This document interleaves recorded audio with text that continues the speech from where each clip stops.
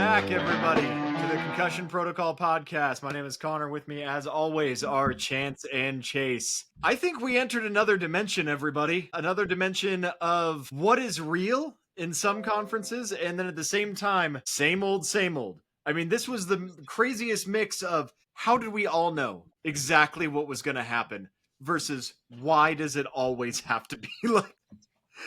It was, I mean, coast to coast. We had upsets that nobody saw and upsets that should have been just one time. All we're asking is one single solitary time. And sometimes I'm like, I don't even like you guys, but I feel bad for you for not doing it just one time. Like, I don't really want you to do it just one time. But you'd think statistically, given that half of your roster gets drafted every single year, that you should be able to do something at home. And I think everybody knows there's multiple games that we're talking about when I say that. This was a crazy one. And it started on Friday night with the Sun Devils, with the home upset over the TCU Horned Frogs. I'll keep it brief because we have a lot of insane games. I kept it brief last week. Mostly because I'm going to keep it brief because I can't keep reliving these games, man. These games are nail biters. Every single one. Even Dillingham was in the press conference, he was begging for NIL money so that we could consistently be getting some depth that we might not have to win by 3 points. He was threatening the entire Phoenix area with continuous cardiac arrest. It was insane. Did you see that video, guys, of Dillingham's dad going onto the field? You are effing insane, man. His own dad was like, what is going on with you, dude? Why is it always like this? But hey, a win's a win. ASU is back in the top 25 at number 25. We're going to talk about these rankings, though. There's a lot of shenanigans going on, and it needs to be addressed, and we're going to address it. We're not the only ones in the whole world to notice it. Basically, the entire world outside of apparently the AP poll voters is aware that they're just absolutely full of it. And we're going to dissect it. We're going to show you where exactly and why it's going wrong. It's going to be a bit of a gripe sesh, but frankly, a lot of teams deserve a lot better than this. A lot of programs deserve the recognition that they have earned and that everybody else knows that they've earned. And when people are going out and admitting that they really aren't putting in any effort into their jobs with this, that does deserve to be called out. Because you're talking about a lot of people's futures, a lot of people's, status as the work that they put in and year out. And most of these players have been playing since they were, little kids. And to have worked this hard for this long, to have somebody say, well, I want to go get coffee on Sunday morning instead, or I didn't bother to watch it because I had other things. I had dinner plans that night. It's ridiculous and it needs to stop. And we'll talk about it. We'll get into all of it. But really quick, I wanted to say a shout out to our growing fan base. And it's been crazy to think that we just started this, honestly, a couple months ago. And, not saying that this is turning into a gigantic show or anything like that, but we see you guys that are out there. Last week we hit our first 1,000 view video, and this week we had 3 1,000 view videos. And we just can't express enough to everybody who's tuning in, who's watching this, who's making these things happen. We love college football. We love talking about it. We love engaging with you guys. We love hearing where you think we're wrong. We love hearing. We really do love hearing when you think we're right, but we understand that that's what the sport is about: is agreeing and disagreeing. And the disagreements are what make it fun, because at the end of the day, we get to settle it on the field. And it's one of the most fun sports you'll ever watch anywhere in the world. And the stakes are high every single Saturday. And the fact that so many of you have been continuing to build and share this with other people, we're extremely grateful, and we hope that at every step of the way that we express that enough, and we can't wait to continue to go on this journey with you. So thank you. Now, let's get after it, everybody. Let's get into our week 5 recap. Chase, I hate to do it to you, but it's only because I love you enough to rip the Band-Aid off. Why don't you lead us off with whatever happened down on the Gulf Coast there? Yeah, not a fun weekend of football results for Chase here. To top it all off, my team that I've been a fan of since I started watching the sport absolutely failed me, at least offensively. And I think it's the 6th year in a row, the home team won in this matchup of LSU versus Ole Miss. Man, God, really, I was insanely ticked off basically this entire game and afterwards as well. It was not a good Saturday night. So, um, well, the offense still doesn't look good. Garrett still seems to be somewhat injured in some way. I mean, he was underthrowing some throws that last year he was hitting. I don't understand why they're either underselling his injury or they decided not to talk about it for like I think 3 weeks until finally they were like, "Hey, I know he sucked against Florida, but let's talk about how he's injured now. Now we're talking about it." I mean, we saw it in the preseason that he had this injury in the preseason. So I don't know why it was so underplayed until now. So obviously, it's their wins aren't looking that great right now with how Clemson's been playing. Florida, I still think is a good team. They just have the similar offensive woes that we're having, except with more turnovers. Mainly, I think our offense, the biggest struggle on our offense, it isn't even Nussmeier. It's the offensive line. They can't even. So many plays in that Ole Miss game, they were rushing 3 and they got to us every time. Like Garrett was so uncomfortable in that pocket, and they were rushing 3. And sometimes they had 5 linemen, and sometimes they had a running back too, also blocking, and still 3 were getting to the quarterback. How are you going to score? How are you going to push the ball down the field when you can't protect the quarterback against a 3-man rush? It's pathetic. I know like I said in the SEC preview that we lost a couple people to the draft, first and second rounders, and that hurts. But usually we reload, and I was really hoping these boys would step up. And to this point, they have not. So they need to get better out there. Garrett needs to get better out there. Less dropped balls in this game, so it wasn't as much on the wide receivers, but I want to see more out of them as well. Durham was injured, so he was out for this game, so we had his backup running back in. Played okay for a backup. He had a touchdown in the game, but our run game was struggling for the most part. We had to do some bootleg runs through Xavier Thomas to get the ball moving at all. So, but one thing I noticed in pretty much every LSU game so far this year is that we have exactly one drive where it's like the most perfect offensive drive I've ever seen from the team.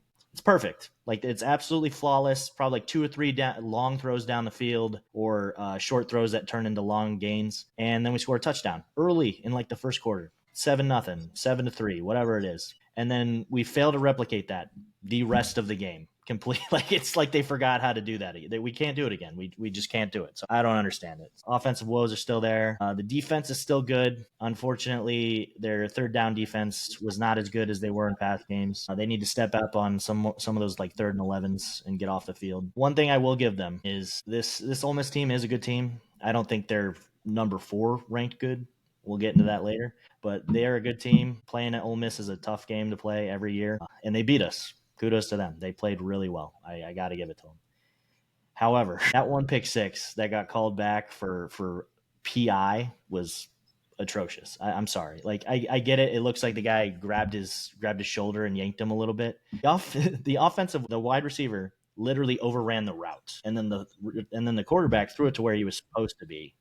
The wide receiver was not turning around to get that ball. That was a pick 6 going all the way. It should not have been called back. And if that happened, it would have been a very different game. I don't know if LSU would have found another way to lose there, but that was a 14-point swing right there because that Ole Miss ended up scoring a couple plays later because we had like 50 yards of penalties on that same drive. I don't know. It was a very, very frustrating game outside of maybe like the beginning of the first quarter and that first drive. Like it was super frustrating. I'm telling you, if they don't get that offense together, they're looking at another 3 or 4 loss season. And at that point, get Kelly out of here, man. I cannot stand another plateau year. You've been here, 5 years? Do something. Do something. You can't keep making excuses. Do something. But anyway, that's all I have to say about that for now. Yeah, I mean it's got to be a frustrating time to be a Tigers fan because with all the potential that is on that team, and a team that when there is hype about them, because that's the thing about LSU, like either gets hype, and usually when they're this hyped up, they're usually following it up, like historically, and this was the year that you guys had all the pieces, and it's not over. Like, let's be real. It is absolutely not over. There's a lot. We're not even halfway through the season yet, not by a long shot. There's plenty of time to correct it. Ole Miss is a team that has gotten a little bit better every single year that Lane Kiffin has been there. And they're looking really, really good, and especially their offense. And say what you want about that game. LSU did, 24 points is still a reasonable amount, but this is a team that's capable of being explosive at just about any step of the game on just about any given play. And you guys held them, to a reasonable amount, which is something that not a lot of people have been able to do this year. Yeah, if that offense can click, but yeah, rough go on that one. Just because I don't want to talk about 2 SEC games in a row, how about we go with the big primetime matchup in the northern part of the country? Oregon versus Penn State. Can we just all give a collective what is happening? Just wave our arms around and shrug and say, are we really surprised? A little bit, but like, how much? How many times do we have to teach you this lesson, old man? But I feel like it's not like... I cannot fathom it. At home, whiteout crowd, an Oregon team that looked like they were playing lazy for most of the game, and maybe they did just lull everybody to sleep because they actually did, they fully understood what they were capable of, and they were just sleepwalking through the first couple of games because they knew they could. That's a dangerous game to play. But man, is there no clutch ever that exists in this entire program? Chance, I need you to talk, because I'll go on for a good 10 minutes about that if somebody doesn't take this mic away from me. This is just insanity. Take the mic from him, Chance.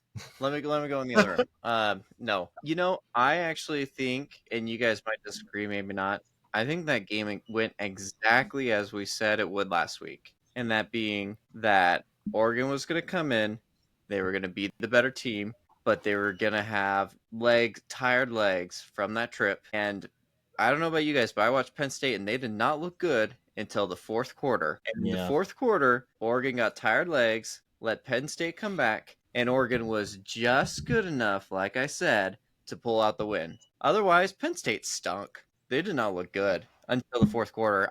If that was at Oregon's, it would have been a blowout, I think. Penn State's defense looked good, and Oregon's offense was okay, but I think Penn State has a legit defense, but their offense is terrible. And they've shown that all season long, even against their crappy schedule and crappy opponents. They've just not been good. They've got to figure it out. Sorry to kick you while you're down, Chase. It looks like LSU out there, but in Happy Valley, I guess. Yeah, that is the other valley. The other valley. I was gonna say, I feel bad for my team and the plateau we've found, but I don't know if I'd feel worse being a Penn State guy, because at least we've won a championship. Yeah. Like they can't push past any. The only playoff games they're allowed to win are against G5 opponents, or previously G5 opponents in SMU. So I'd be just as hurt over this loss for Penn State. Did you see the crowd there? They when they said whiteout, that was a whiteout. There was no green anywhere. There was not even a speck, man. There was nothing. That if anything was going to be more stacked in your favor, it was that game. If you were ever going to prove that you can win in the big time, it was that game. And that's why I picked them. And that's why I will never pick them again in a big time game, because James Franklin can't do it. Drew Aller, congrats to you, man. I'm going to be super happy when you go undrafted and end up on the Saints practice squad next season. I think you're going to be fantastic there. But somehow you still won't get the starting job there, even though they're 0-4 right now. Wow. I cannot speak for this Penn State offense. Drew Aller had a little speck where I was like, maybe. And then the second overtime comes and he throws it straight to the Oregon DB. Just the easiest interception you've ever seen. And I'm just like, and Connor said the second he saw that, he laughed out loud. Like, you know what? So did I. I was betting on Penn State to win, and I still went, ha! How you guys do this every year? I wanted to just say it was Ohio State, but it's Ohio State, it's Michigan, and now it's Oregon that they joined the Big Ten. You let a newcomer come into your conference and dominate you now twice. Stop. Well, and you go back through every single time. Like last year's Big Ten championship game against Oregon, same thing. They finally find an offense against of the elite teams last year in the Big Ten. Oregon definitely had the worst defense. It was their offense that was so good that that's what got them to 13-0. But they finally find some kind of offense, but then they can't come up with it in the end. They tied it like 2 separate occasions, couldn't take the lead. Then they get to the playoff. Sure, you you absolutely steamrolled through SMU, but they were a questionable team to have in there too. There was a lot of debate on whether or not they should have been in there for a lot of reasons. Not going to rehash that. Yeah, and then it just, you can't get it done. Then you go back and then you finally win. You win 2 in a row, and then you get to Notre Dame and you lose by a field goal. Like, they're always in it, but not one time can they close it down. It makes you laugh, even though it should be heartbreaking. It's coping. What's missing? Do you guys want to play a fun game? When was What's Penn that? State's last national championship? Oh, it was like 1982 or something. Close. 83. 1986. That is really close to Notre Dame's 1988. Woo! Yeah. And we make fun of Nebraska, just so you know.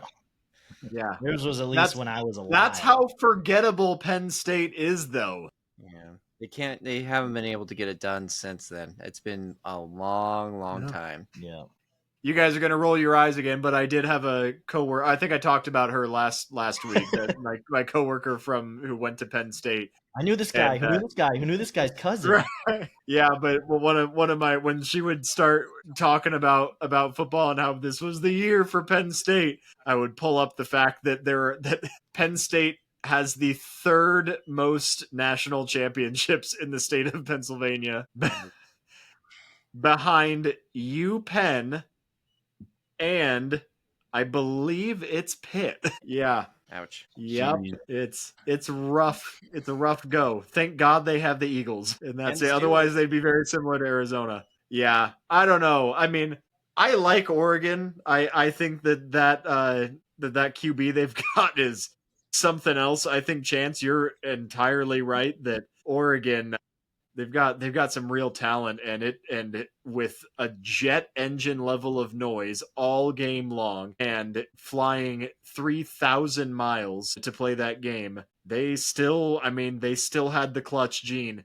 They've got it, man. I mean, I know Oregon very much likes to fail in the biggest moments, but right now I see no reason. I see ultimately no flaws in them. They showed that they were sleepwalking on purpose through games like Northwestern and the other ones where they kind of got off to a sluggish start. They showed that they were just saving themselves. And if they can do that, not every program can do that, can intentionally play at a lower gear and then shift into the higher gear in game time, but they can. So we'll see if they're finally able to put something together. But right now, all signs point to them be deserving a top 5 spot, really a top 3 spot.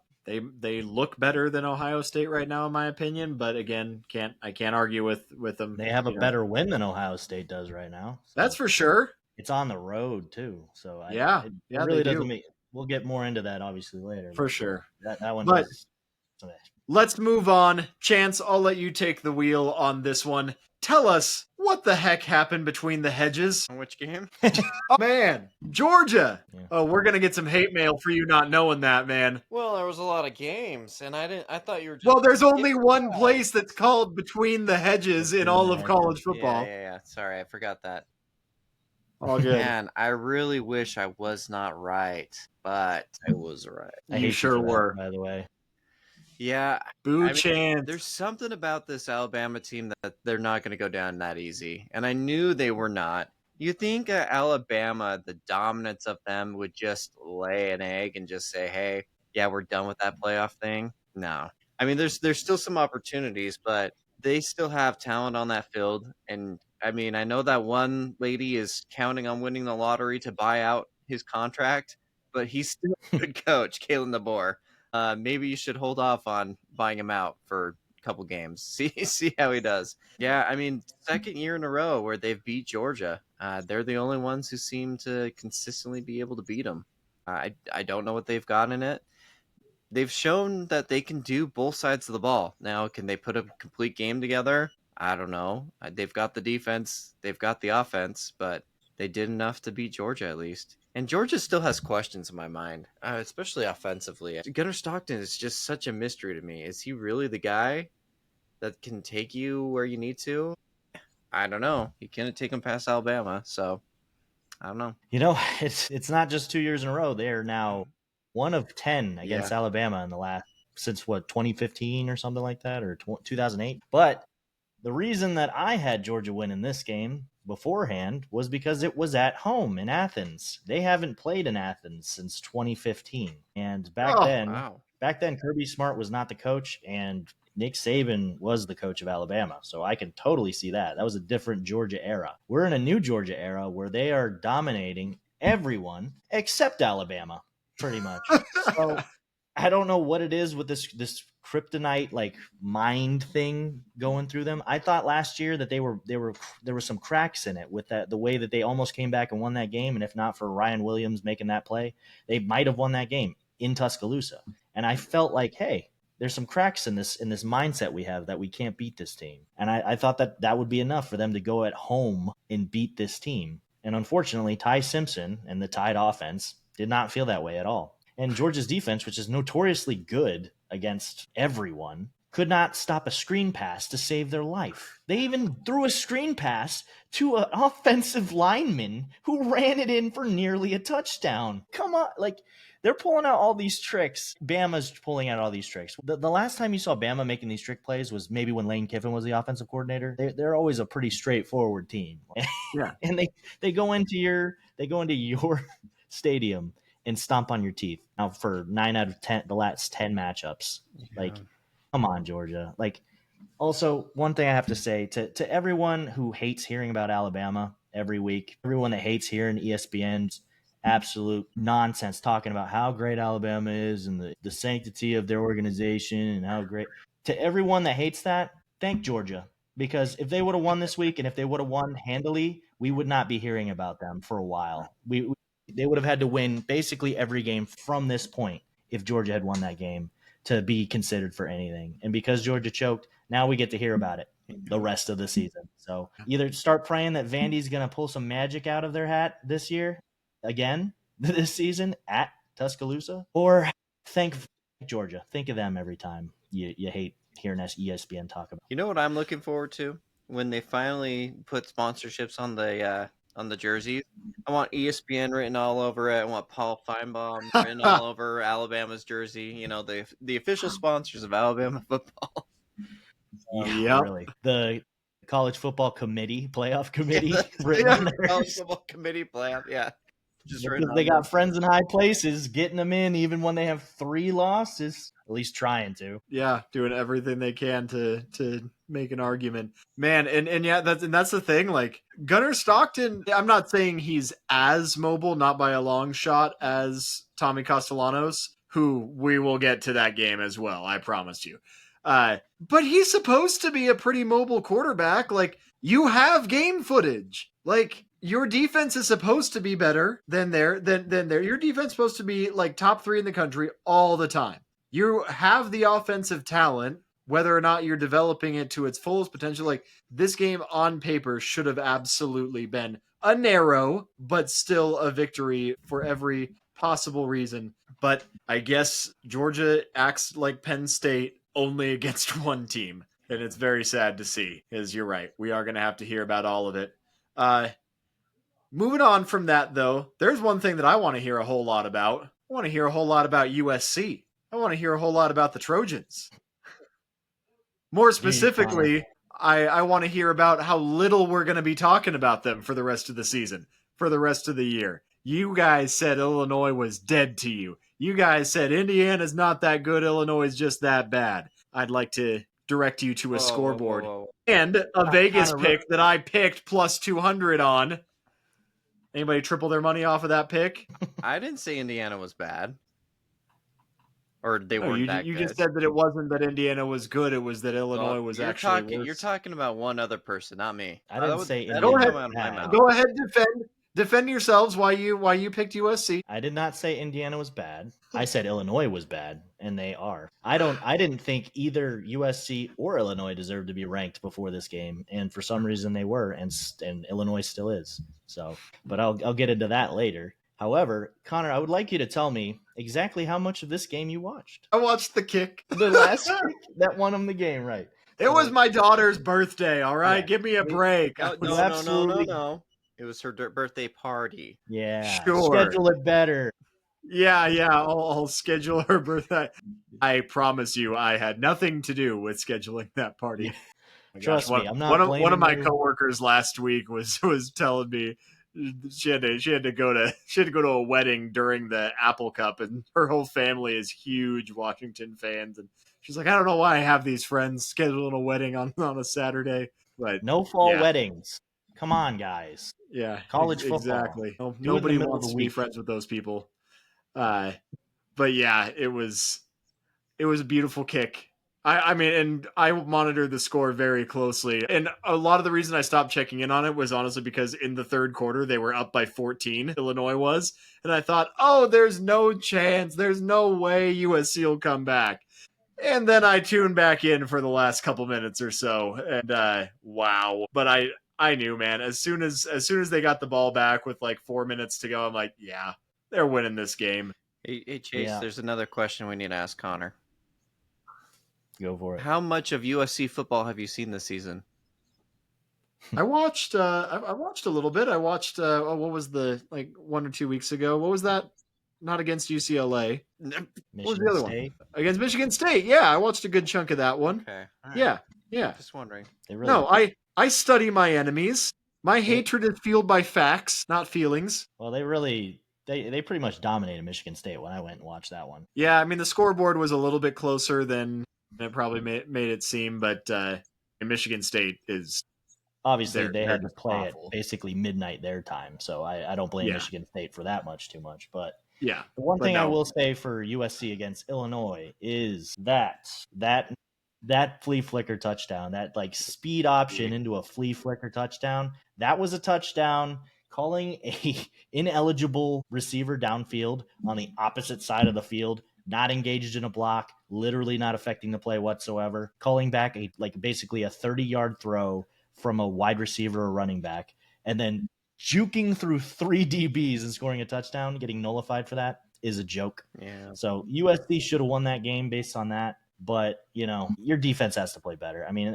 I know I'm speaking for a USC Lincoln Riley defense, and they've never been a defensive powerhouse. Lincoln Riley has never been a defensive powerhouse. So you can't expect too much. But, man, the only time that their defense actually made stops was when they forced a fumble. So when they were forcing turnovers, they were doing their job. But when it was just coming to getting off the field on third downs, couldn't do it. So their defense needs to be better. Their offense looks great, as normally USC offenses look pretty good. Their quarterback looks solid, made some great throws. And Mekhi Lemon, their wide receiver, He's that dude's a baller. Yeah. That dude is a baller. He was making play after play after play, man. I really thought they were going to pull that one out, but good on Illinois. You're not completely irrelevant yet. So shout out to you guys.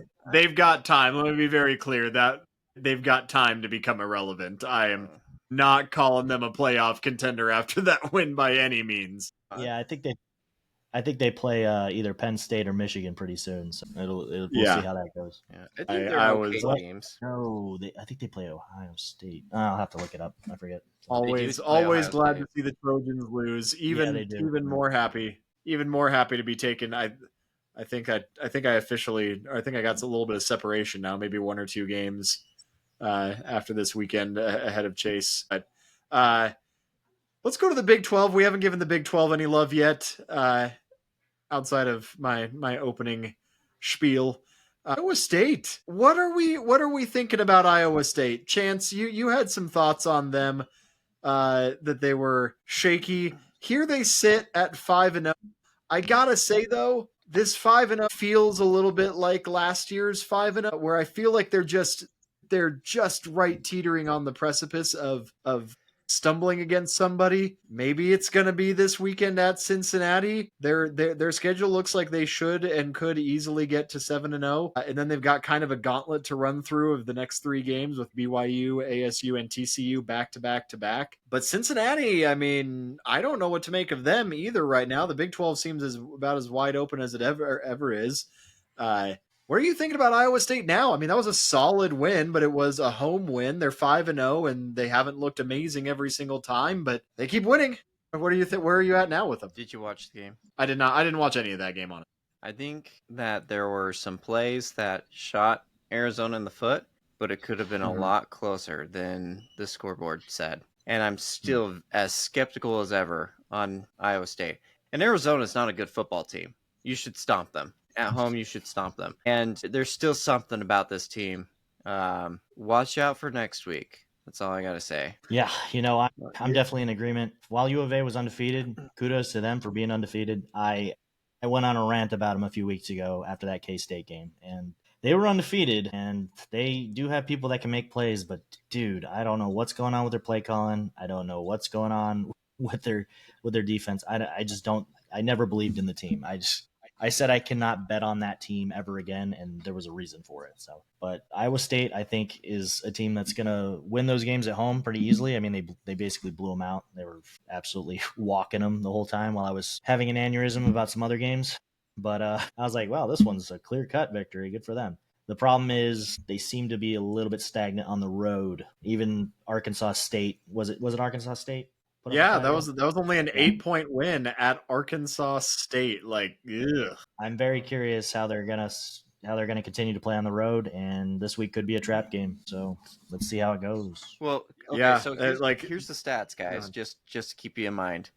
I mean, stats don't tell the whole story, but Iowa State 399 total yards. Arizona 360. It was close. Sounds like more of an Arizona problem to me. It was like that Arizona. Lost that game in Arizona fashion. And Iowa State. I mean, if you're the superior team, sometimes you just wait for the other team just to make mistakes and just roll into a win. Kind of how this one felt, but again, there's something up with this Iowa State team. If you're putting money on them, find a way to get that back. Because they're going to lose these games. Yeah. Well, we will see. I mean, again, if they can pass these next 2 tests and get to 7-0, I mean, you know what's funny is I do think that 7-0 is exactly how they started last year before losing 2 in a row, and then it could very well repeat almost exactly the same as it did last year for them. Because and we haven't talked a lot about BYU, mostly because while they're undefeated, they have had one of the weakest schedules in the country to get there. Not taking anything away. I mean, 4 win or 5. Were they at 4-0? Yeah, 4 wins is 4 wins. And they have looked good in all of those. It's just hard to tell when there's no comparison. But then going from that, yeah, that 3-game gauntlet, 2 of them are at home, but then going down to Dallas for that TCU game. We'll see. We will know, but this is going to be a slow burn of an Iowa State team. Back to the SEC. A&M Auburn.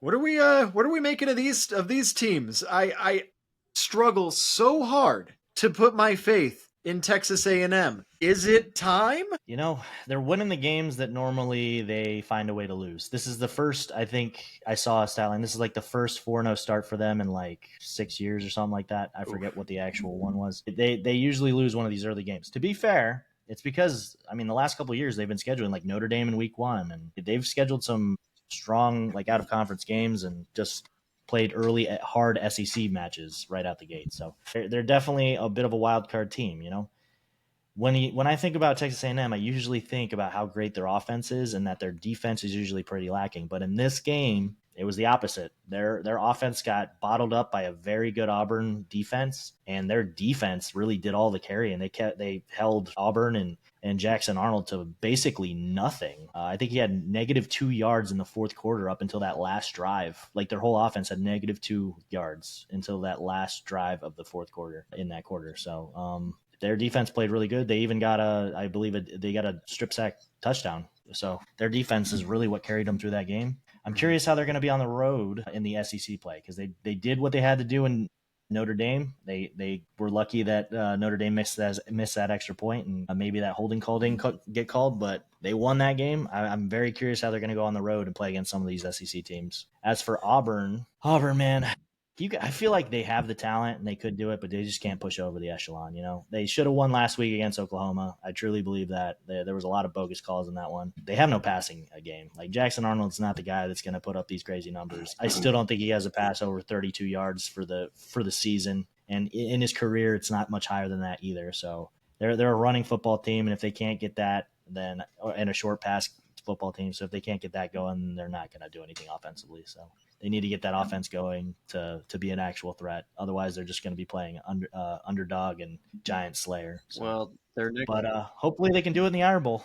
Yeah.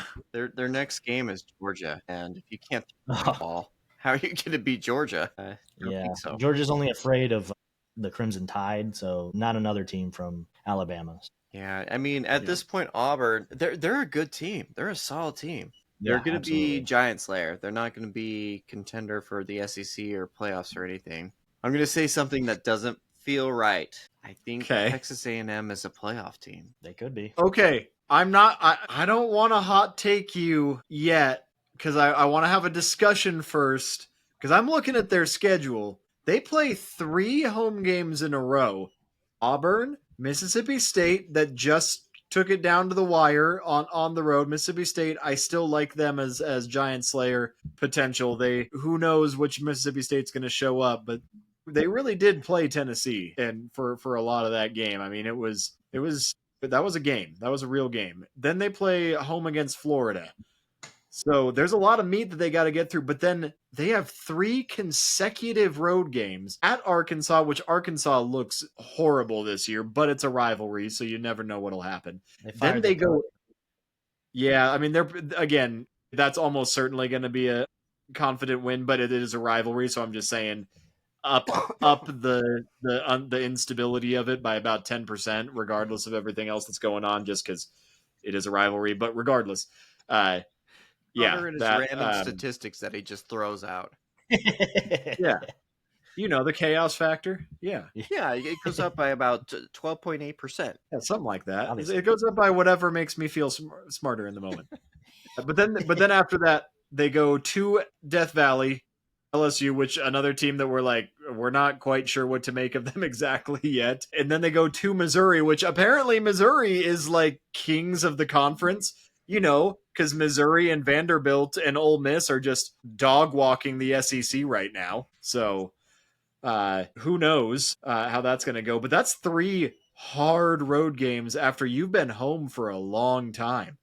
I mean, are you really are you, when you say playoff team, I mean, are you thinking this is a 10-2 conference championship 11th win, or are you thinking that they could actually run the table on this schedule? No, I don't think they run the table. No, here's what I see. But who do they lose to? Who do you think they really do lose to? Because outside of LSU and Missouri, they've got Texas, and at the very end of the year, I don't know what to make of them. But what do you think they're going to lose? What I see, I don't see a loss against Mississippi State at home. No, Florida, I don't think so. Florida is going to be a mess going into that because their record's just going to be bad. And it's a mental head game at that point. I mean, I could be wrong. They're still a good team, but I think they take care of business. Arkansas on the road, they win. They've got 3 games on the road, and all you need to do is win one of those games to make the playoffs. You win against LSU, Missouri, or Texas, and you're in the playoffs. Because I don't think they're going to lose any of the rest of the games. Maybe that South Carolina game gets more interesting, but I mean, they've proven that South Carolina just doesn't have it this year, in my mind. So, I mean, really, it's like you win 1 game out of 3 and you're in. That's it. And I think they can do that. That's fair. I mean, it is. That's the main reason that I ask is because their remaining home games are against teams that they really should easily walk right through. Yeah. Or maybe not walk through, but they should definitely be favored and they should have comfortable wins against these teams. But those are 4 road games all in the back half that I see 3. I feel like any one of them is volatile. I see 3. They're not going to lose against Arkansas. Did you see what Notre Dame just did to them? And they beat a Notre Dame. They're not going to lose to Arkansas. It's not going to happen. Yeah. They're going to beat Texas? Maybe they have to. They just have to win one of those games. And lucky for them, if they lose 2 games, they're not in the SEC championship game, and that's almost like avoiding a loss. And a 10-2 team makes a 10-2 SEC team makes the playoffs. 10-2 SEC team with whose most notable victory is a 1-point win over an underperforming Notre Dame, and who has 2 losses against top 15. Correct. Yeah, but they'll win one against another team though too. They'll pick up one more win. It's probably likely that Notre Dame will be in that same category of can they get in right there, and because they have that head-to-head, Texas A&M would probably get the bid. So he is right about that. That's I mean that's I don't care. Go ahead. No, you didn't ride quite as high on them as I thought you. I thought you were gonna say like, hey Texas. I thought you were gonna go and like call out Texas for looking weak and say LSU is done, and basically say if you were to say Missouri is the only team that's going to beat them the rest of the year, and you'll die on that hill. That's where I thought you were going with that. No, it's just like South Florida. So here's another stat though. Yeah, and here's another stat. Like Marcel Reed has a quarterback rating of 62.5 right now. Yeah, he did not play good in that Auburn game. Their number one running. I mean, he does not look like he's taken a step up from last year. He's taken a step towards becoming closer to a pocket passer, but I don't know if they're restricting him or if he doesn't want to run as much. And like, I don't know if he's trying to be more disciplined or if they're making him be more disciplined by saying like, you're not going to run. But one of the big reasons that they had success last year was they let him play kind of like how they let Sam Levitt play. Like, hey, if you see an opening, like take it, I'll take a first down. He doesn't seem to be taking nearly as many chances as he used to last year. And I can't tell if that's a good thing or a bad thing. So I just don't know how he's going to be against bigger competition. And this team historically tends to not make it when it matters most. This is the best defense that we've seen from them in a long time. That's for sure. They definitely don't beat Texas. That's the same bug that lives in Georgia's head for Bama or Penn State's head for anyone that's highly ranked. They're not going to DK Royal and taking it. They don't beat Texas, At some point, something's got to give, right? But yeah, unless Texas shows us this week and struggles against Florida, then I don't see that happening, at least in Austin. So if it was at Kyle Field, they did put up a fight last year.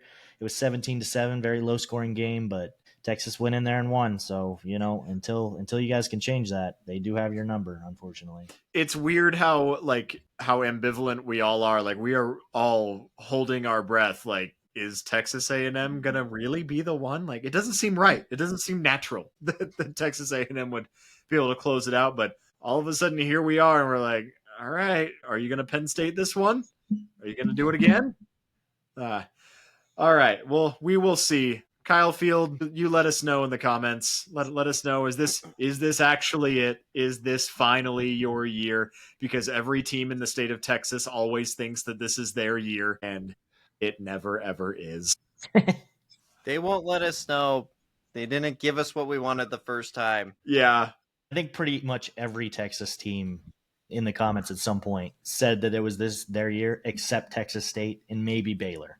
Like I heard it from TCU, I heard it from Texas Tech, I definitely heard it from Texas. Obviously, they're the loudest, and A&M, I could see it. So. You know who the best Texas team is? The Mean Green, the undefeated. Apparently, North Texas, UNT, baby. the truck stop school. Man, when I lived in Texas, whenever we would go to Dallas, we drove right past it. And for the first 8 months that I lived there, I didn't even know that that's where the school was until my uncle was like, "Oh, did you go to the UNT gift shop?" And I was like, "No." He's like, "Oh, it's literally like 5 minutes off the freeway right there. Like it's in the middle of nowhere and there's nothing going on in that town, but like except for they apparently are good enough to beat Army." So anyways, yeah, go Mean Green, I guess. I mean, sure, good for you guys. Apparently they low key party harder than Texas State at UNT. Which is wild, but okay. yeah, which that's a high bar to top, but there's only one game that we haven't talked about in this segment. I talked about it in the opener. I gave my comments on it already. Do you guys want to provide anything off of that game that was? I mean, there were a lot of really exciting games this weekend, and I understand I am very biased, but I did think that was among the most exciting games. I thought that was right up there with the other big games this weekend. But you said you didn't like this game, Connor. At halftime, you said, I did say that, and that's because I didn't like the game. I don't like this game, guys. Help me get home. 17-0, man. That was rough. That was so bad. I don't know what it is with ASU and the slow starts. Like, it literally looked exactly like the Mississippi State game at the beginning. I was like, what are you guys doing? But this time they found a way to figure it out and come back. So, Chance and I were talking about it. Levitt looks a lot better this week than he's looked in prior weeks. He did look good in the Baylor game, but this week in particular, he looked good. He looked a lot better. Yeah, the only thing I can say negatively about him is that he did fumble once, and he didn't they recover that though? Still a fumble. Yeah. And also he threw a ball straight to a DB. He is so lucky that dude had bricks for hands. He threw it straight. Yeah, that was early bad. In the game. So they need to figure out what's with the slow starts lately. But other than that, their defense is looking nice. And not only in this game, but I just went and watched the Mississippi State Tennessee game. They held Mississippi State's running back to like 34 yards on 8 carries, and he was running all over Tennessee, and he didn't get those carries against ASU for some reason. So they held him a lot better in that game. They held their passing attack a lot better in that game than Tennessee did against them in the same environment. So a lot of things are looking really good for ASU right now. I really hope that they ride this out and get that win that's coming up in Utah soon. So, yeah, I mean, TCU is a good team. They didn't do what they needed to in the end. It ended with a pick on the last drive, and the 2 drives before it, there was huge sacks, that ruined the drive and kept us alive. So I swear on that last drive for TCU, when I was like taking blood pressure medication like it was popcorn during that game, and they got the ball back, and it was like the heavens opened, and I heard the angels calling out, cover 3, cover 3. And they listened. They didn't, with the game on the line for one time. And look what happened. It was beautiful. And Josh Hoover looked really uncomfortable for a lot of that game. And I was really high on Josh Hoover. And I still think he's an excellent quarterback. Yeah. I just really liked that. I mean, ASU did step up 2 weeks in a row. So, Chance, though, you are shaking your head over there. Tell us how it is, brother. Well, 2 comments. Josh Hoover, he's a really good quarterback, but his pocket presence is just the great QBs. They know when they're about to get hit, or they know when things are collapsing, and they get out and they make something happen. Josh Hoover, he just accepts it, or I don't know, like he has no sense of when somebody's coming to smack him. And ASU did that continually all night. He needs to improve or do something about that, because he just doesn't have that timer in his head. Ironically enough, I'll compare him to BYU, Bear Bachmeier, who's a true freshman. I swear, Bear Bachmeier will count like 1 Mississippi, 2 Mississippi, 3 Mississippi. And as soon as that happens, he has the opposite problem where he's like, well, not going to throw the ball. I guess I'm going to run. And he'll just like run straight into his lineman trying to get out, because he's like, I'm going to get hit. I need to get out of here. And it's not, that's a different problem to have. But Josh Hoover has the other, where he'll sit there all day and just like, you're going to get hit, dude. You do something. And then he'll just get nailed. Sam Levitt looked awesome. First great game. However, you can't in the press conference go, I got ice in my veins, look at me. When you played horribly the whole season. You had 1 game, dude. Calm it down. That's all I got. That's fair. You did bring up that awareness level for him early on in the game, and I was like, I think you said that, and literally the next play he got sacked like right away, and I was like, yeah, Chance, you have a point here. He had no idea that was coming. Chance, keep saying things like that. Yeah, keep jinxing them, man. I know. Yeah, it was. I'm so glad it was over. That is 2 wins by the exact same score in a row. They beat Baylor 27-24, and then they beat TCU 27-24. They've now won 8 consecutive Big 12 games, and I believe that they've won 9 consecutive home games as well. It's fun, man. There was, I don't know if you, well, I guess Chase, you were living there. Maybe not everybody was tracking because the commentators only said something about it like right at the beginning. There was like a horrible monsoon that was flooding the entire town for that the entire day. Like it was hailing. It was Phoenix, Arizona in September, and there was like marshmallow sized hail that was dropping down from the sky for hours on end. And by the time it blew through, that stadium was still packed to capacity the whole time. It was cool to see Sun Devil Nation, that committed to it. I love to see it. Yeah, love it. Finally looked really, really good. Not perfect, but he had some dimes in that game. Now, granted, his receivers are also stepping up a little bit, but he really did. I mean, he stat line and watching the game, the eye test and the box score both indicated he just plain outplayed Josh Hoover. Higher completion percentage, more passing yards, way more rushing yards, obviously, but that's just kind of Sam Levitt. But yeah, 2 interceptions for Josh Hoover compared to 2 touchdowns for Sam Levitt, who did have that fumble, but thankfully it was recovered. But I feel like that's one drop versus 2, and granted that second came for Josh Hoover came in I don't want to say garbage time, but that was a desperation throw. But he still threw it. I mean, he had the chance to be a hero and he failed. So yeah, good stuff. Grateful for the bye week. Utah's a team that my jury is still out on them. We will see. I'll be over Utah if they lose this game to ASU officially, but I'm not completely done with them. Going into going into Provo, but not talking about them right now. Going into Rice Eccles, no matter who you are, is a tough thing to do. So happy to see it. We will see. The one thing before we get to the last game we haven't mentioned, if there's one thing I don't doubt from Arizona people is that they're not afraid of rain. Are you kidding me? They want that every year. They want that every day if they can have it. I don't know if you guys got videos because you live up in Idaho, but there was constant videos of people kayaking in the streets because it was flooding, and they were kayaking in the most dangerous place. I'm like, you guys are crazy. For reference, for those of you who don't understand how dry Arizona is, it is as much of it's like a Wile E. Coyote desert out there. And because of the ground is like solid rock. So like when clay. It rains, it doesn't absorb. It just floods. We got 2 inches of rain. And I say we just because I grew up there. I know what it's like. They got 2 inches of rain down there over the course of a day. And I'm talking like cars are floating on the highway when that happens because it doesn't drain. Like you've seen it, like it makes the news every time. So it really was kind of special and amazing that they, like, I don't doubt that they were wading through knee deep water, but you're like 2 inches of rain. Like when I lived in Texas, like the ground is so soft there that it would rain torrentially all day long during tornado season. We get like 8 inches of rain and we'd be able to take a walk that afternoon. But in Arizona, it rains 1 inch, and all of a sudden you can kayak through your neighborhood. It's insane. So good on Sun Devil Nation for showing out.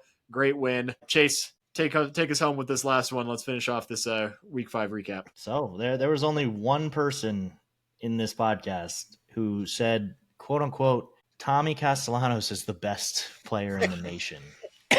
And I just want to hear from that person right now how he feels about Castellanos after going into Virginia and losing in such a fashion. Chance, defend yourself. It wasn't me. I don't know what you're talking about. That wasn't you. No. Oh my.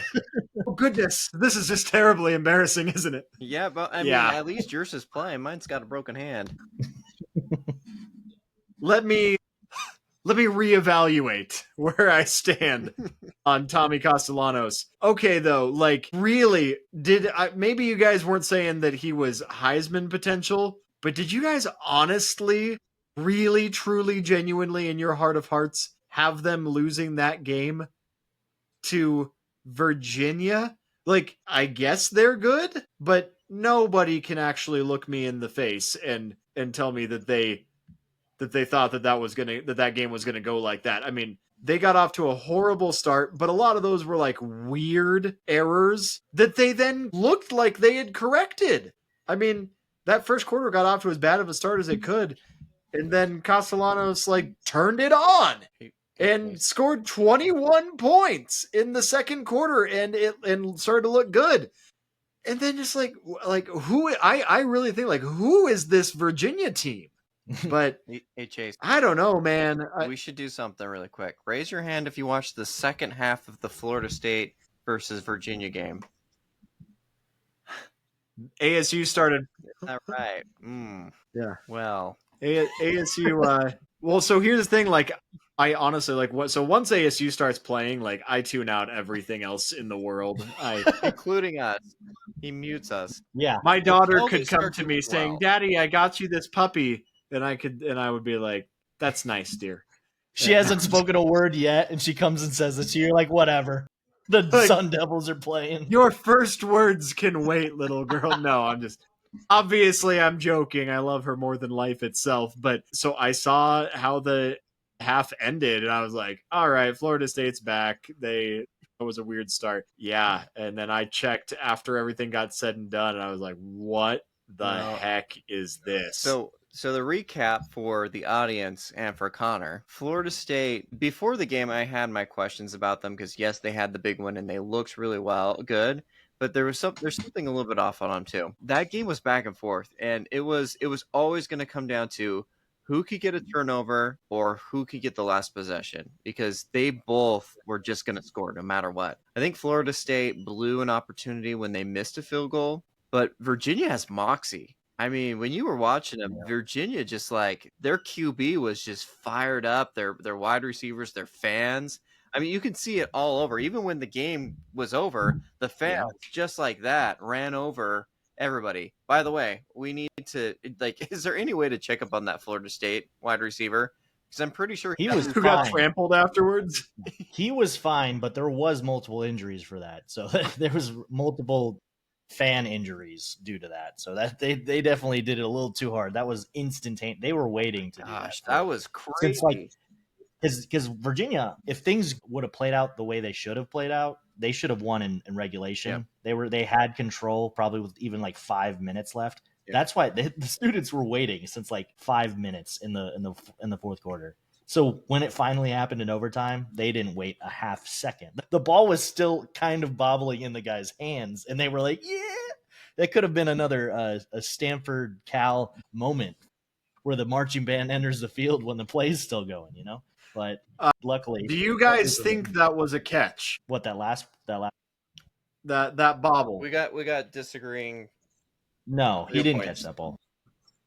I think, and I even commented on whatever page, I want to say it was ESPN or something. I don't think ESPN would have had the stones to post something that controversial, but I thought that was the worst catch that I've ever seen.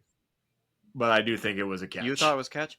I didn't think it was a catch. However, I don't think that they had enough evidence to overturn it, if that makes sense. Because I was questioning it when I watched it. I was like, I still think it's moving a little bit when he's going out of bounds, and that was my thing. But I was like, if they didn't I thought overturn that by it, the time his last foot got there, that yes, it was a horrible catch. He should have had way better control over it. But I thought that he had secured it literally by the tips of his fingers, and I thought that he had possession of it. Yeah. By the time he stepped in my opinion, not the last. Yeah, the last play. You're not thinking about you thought it was a catch too, Chase. I think. Yeah, no, I thought that was a catch too. Chance said that it wasn't. I thought it was. It was very, very close. I can see why they didn't overturn it, but it was so close, man. Yeah. He definitely bobbled it. You got to secure it quicker than that, but I would have called it a catch if it were me. Yeah, I just thought at the very end there was a little bit of movement on the fingertips that went on, and by that time he had gone out of bounds, in my opinion. But it was really close. I will say this: I did go to some comment sections after, because I saw some guy say it was going to be the most controversial call ever, and I even said that to Chase. I was like, no matter how they call this, it's going to be controversial. In the comment section, literally everybody thought it wasn't a catch. Then maybe that's just bias against Florida State, but a lot of people were saying that they didn't think it was a catch either. I definitely wouldn't call it the most controversial, because as an unbiased party, I look at that and I was like, I would have called it a catch, but I'm not going to overturn or I'm not going to change it. Like I think it's that close. Yeah. There's definitely a lot worse calls, even in the last couple weeks that have happened than that. So, Kudos but to the ACC crew though, that when they do the replays and whatever. yeah, when they show the discussion, Yeah. that's really cool. I mean, they are full of transparency. I love their discussion, and I agreed with it. And I thought it was cool. Get on them. Real quick, Connor said there's no way anybody would have guessed that this outcome would have happened, right? You're correct. People in Virginia wouldn't have expected this because here, quick stat line for you. Virginia against top 10 opponents all time. They are 3-45 in one tie. In the history of their program? Yeah. Against top 10 opponents all time. That's- When unranked. When unranked. What? Yeah, Florida when State- unranked, sure. Florida State. So when it's a true upset, that 3-45 and 1. Florida State and the opposite side, when ranked playing unranked opponents, they're 172-18 in one tie. Yeah, that is a very odd. Like Florida State is a team that definitely can choke games, but I wouldn't have guessed it to Virginia. Even though this year, I mean, I watched their a couple of their games, and especially that Virginia North Carolina State game. That was a really fun game. I definitely trust the offense outside of a little bit of variability with the quarterback making a couple mistakes. He threw a pick at the end of that NC State game that lost them that game. He If they would have scored that, State too. Yeah, and he did do it against Florida State. He did throw the pick, but they ended up clutching up and winning anyway. You remember, Chase? I was crying because they wouldn't call timeouts, and Florida State was marching, and I was like, Florida State's gonna score. That's what's gonna happen. Call timeout so you have time at the end of the game. And turns out that they threw a pick, and they would have given Florida State the win. Yeah, they would have just given them. Yeah, but I mean, I was right. Florida State was gonna score no matter what. It's just it was weird clock management, but I guess they just knew the pick was coming. I don't know. That was crazy. Weird game in a weird conference. The ACC, just whatever, man. We are just week to week on everything to do with them.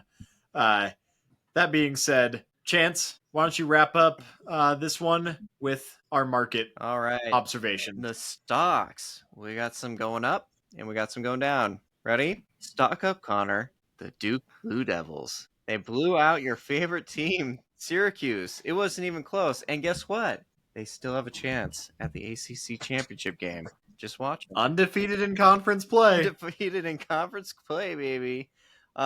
Cincinnati, stock up. Look out for them. I think they're a sleeper team. They lost a close game to Nebraska. That's it. They beat Kansas pretty good, and I think they've got a chance coming up next game. We'll see about that.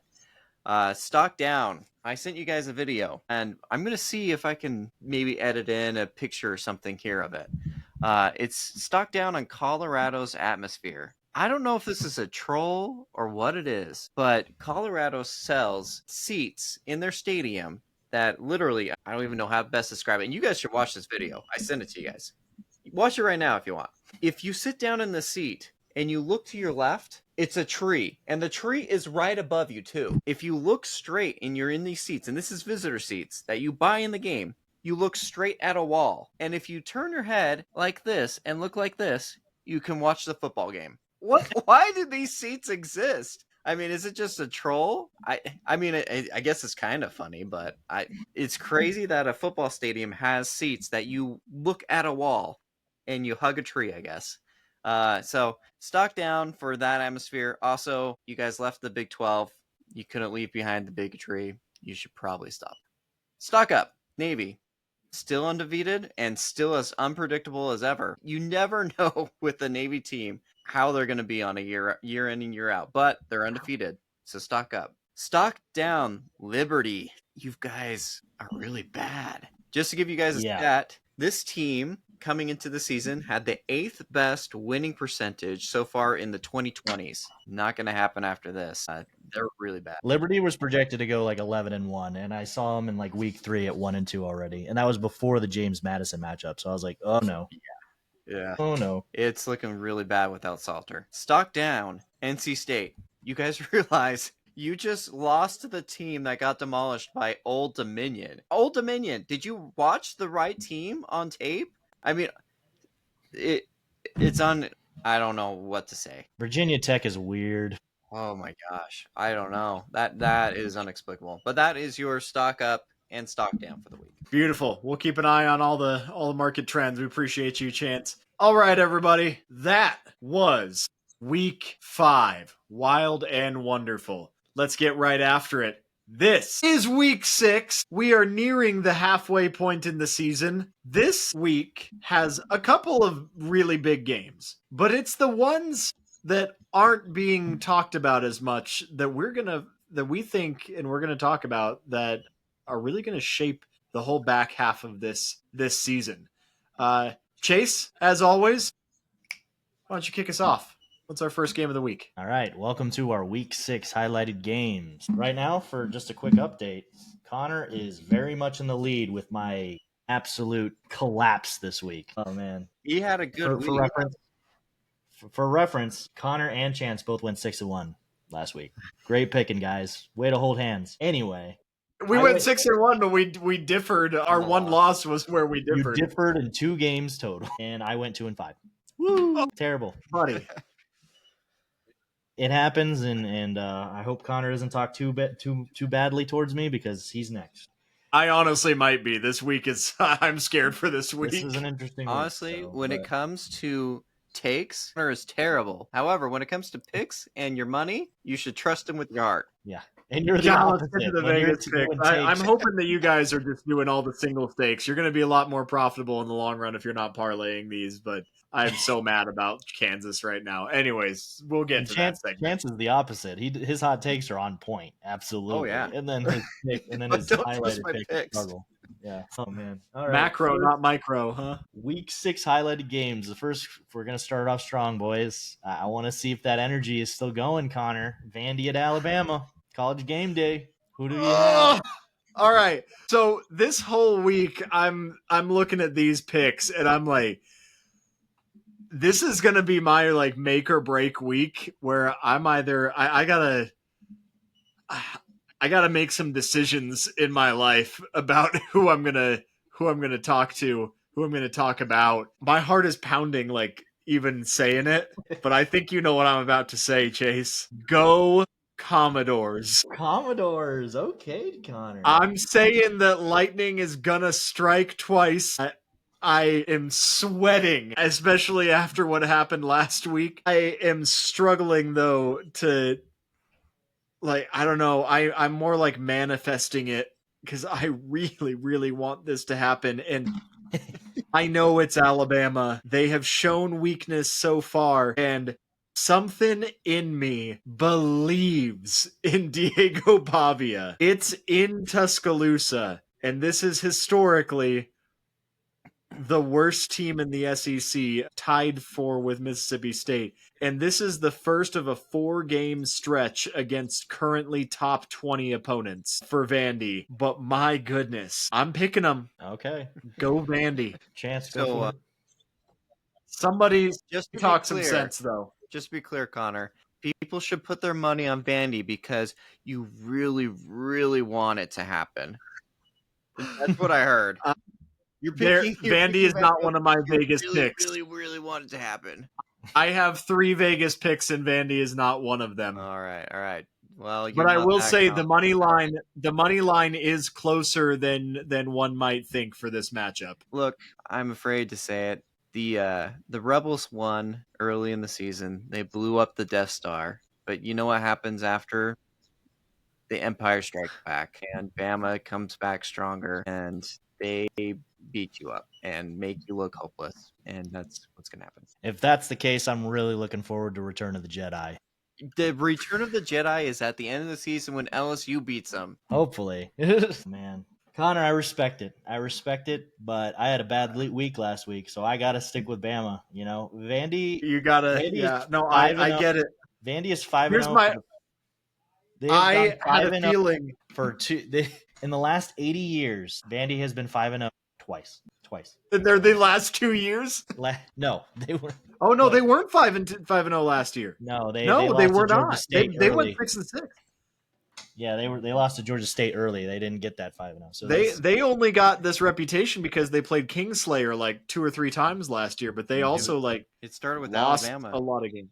Yeah, yep. but they had already lost by the time they beat Alabama. That is a crazy environment to go into, unfortunately, and not many teams do it. However, I did hear that Johnny Manziel will be on the sideline supporting Diego Pavia. So maybe that magic rubs off on him. Maybe it rubs off on him. Let's hope. So, but I'm picking Bama, unfortunately. There is something to be said about that team or that QB that just has moxie and just can pull out a win out of nowhere. And Diego Pavia has it. So, I don't know. If they do it, though, Vandy should be top 10 easily. Oh, absolutely. Yeah. Oh, man. All right. You telling me you just beat the team that just beat Georgia on the road? Come on. At home, you went on the road into Tuscaloosa, and yeah. All right. There's no excuse why they wouldn't be. Yeah, but I recognize, and we know how weird the AP poll is. Oh man. Yeah. I'm doing it. I'll do it.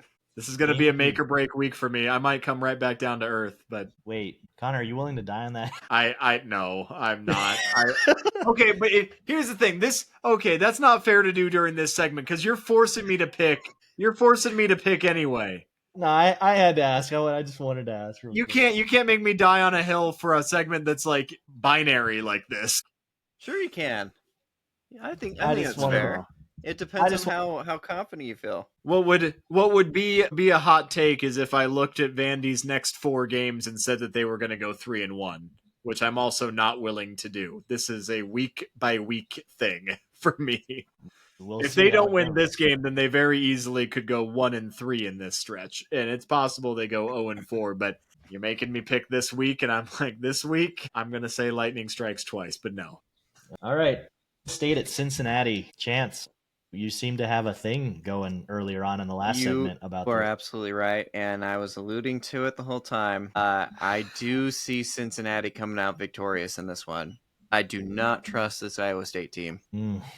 That is very fair. As I said earlier, I think that Iowa State is a team that has been performing very well at home, but when they're on the road, they get a little bit sloppy, and Cincinnati has been capitalizing on some sloppy games lately. So they had a close loss against Nebraska, and now they basically really messed with Kansas's chances this week.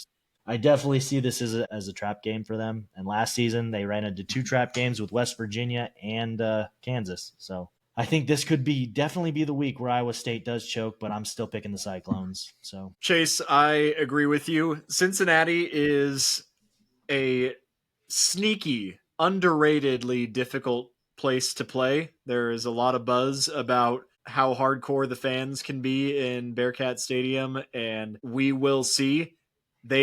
If Iowa State loses this game, then they will be dead to me for the rest of the year. And I do think Iowa State is going to lose some games. I'm just not calling it that it's going to be yet. Go Cyclones for this week. I respect that, Chance. I respect that.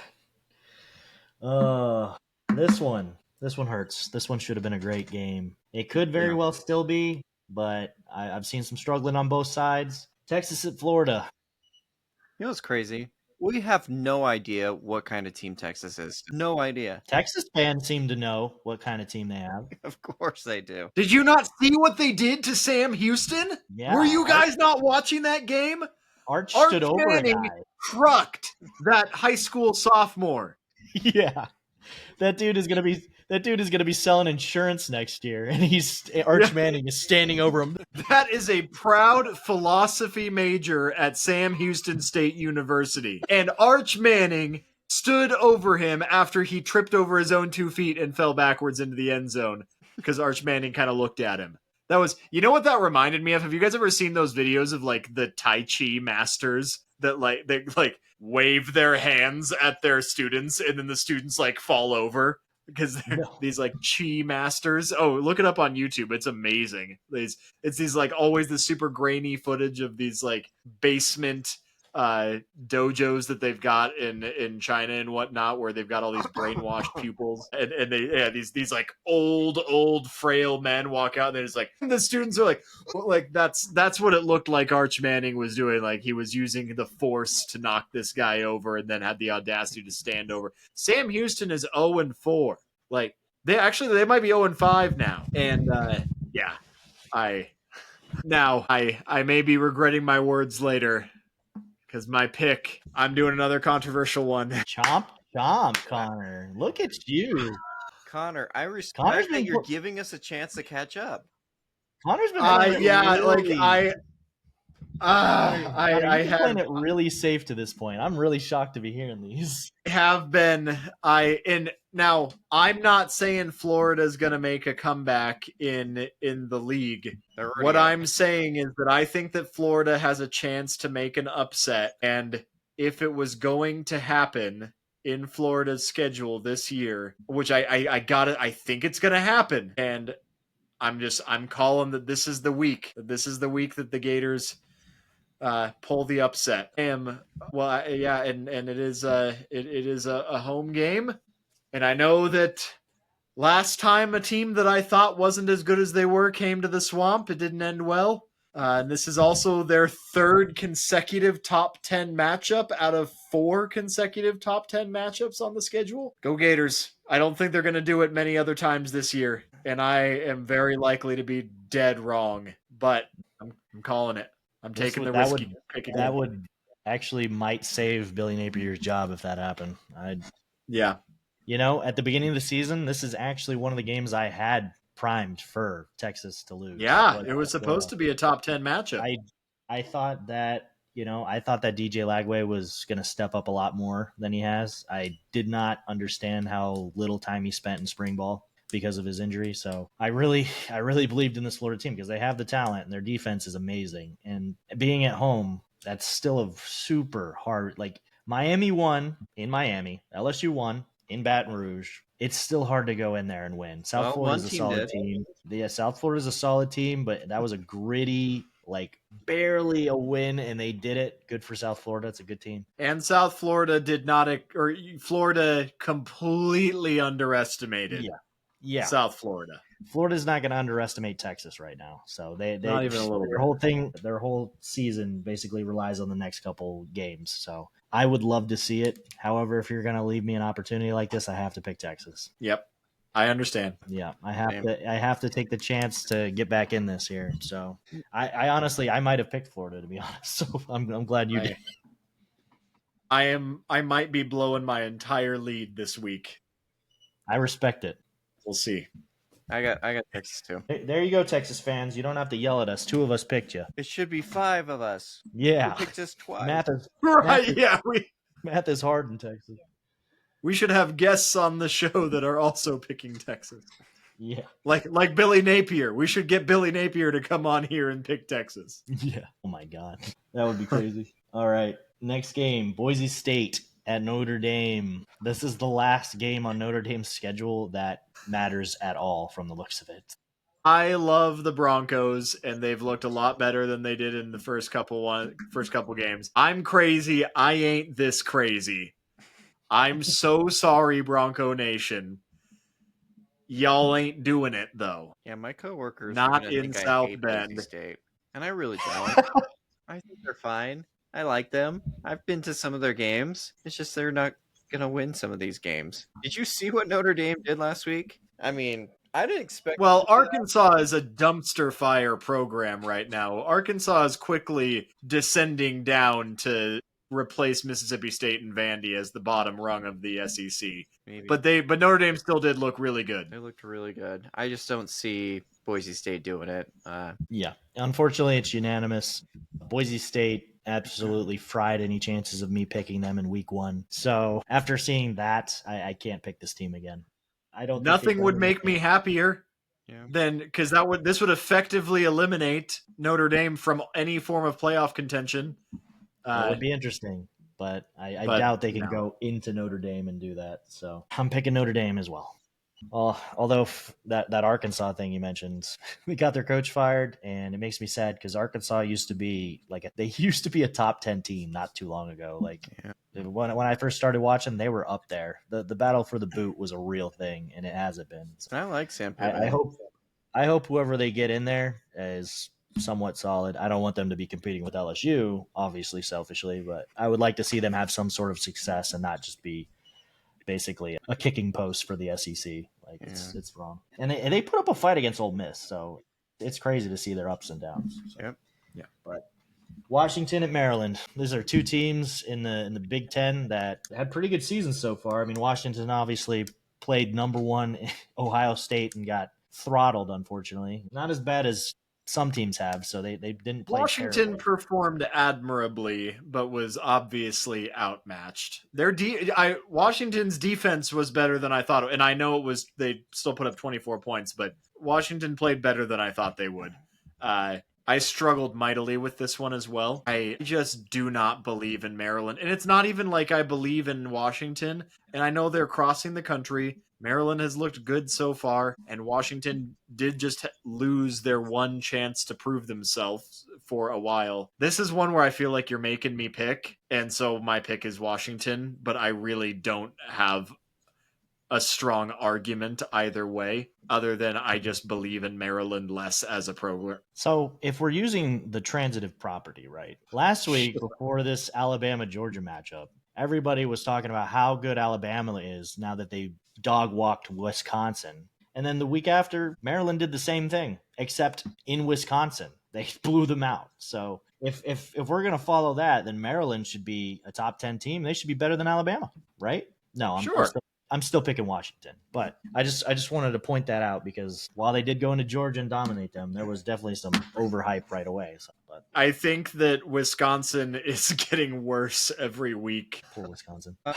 Yeah, I don't mind Maryland. I think they're a good team, and I think this is closer than I think people realize. I like Washington. Jonah Coleman looks really good, their running back. And Demon Williams Jr., the quarterback for Washington, looks really good. There's two concerning things I have for Washington. One is he's been sacked 12 times this season. That's a lot. And that can ruin drives. It can ruin a lot.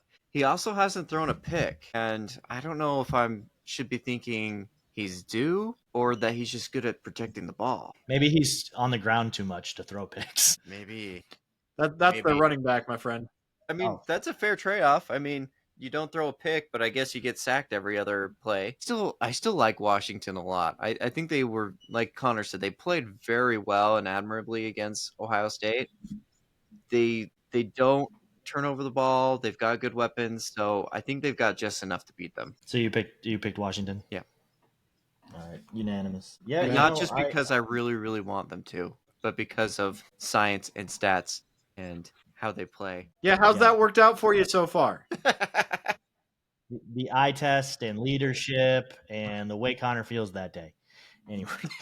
Apparently, I should just shift how I think about everything. Are you guys not reading the bones?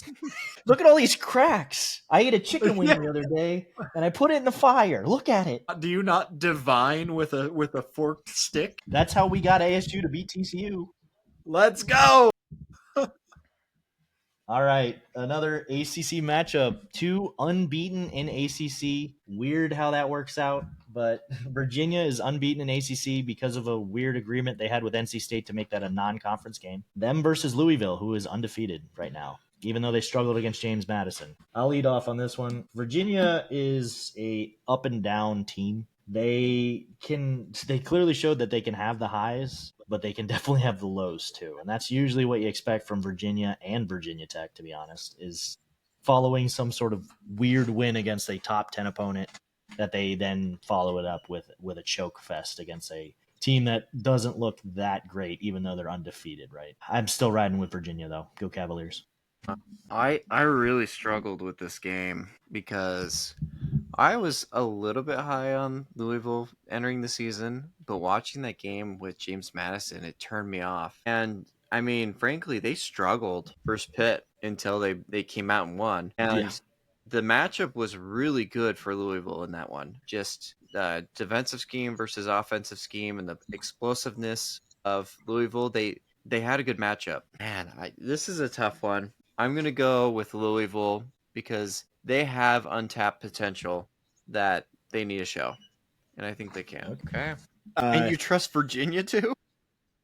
Season, apparently. Now, I mean, the betting lines are pretty even. Or sorry, the analytics. The betting lines are heavily favoring. Louisville, but I this is another one where it feels like I'm being forced to pick, and I saw a lot of gumption, a lot of moxie out of Virginia last week. Now they are first half that primed you to have a watched? hangover.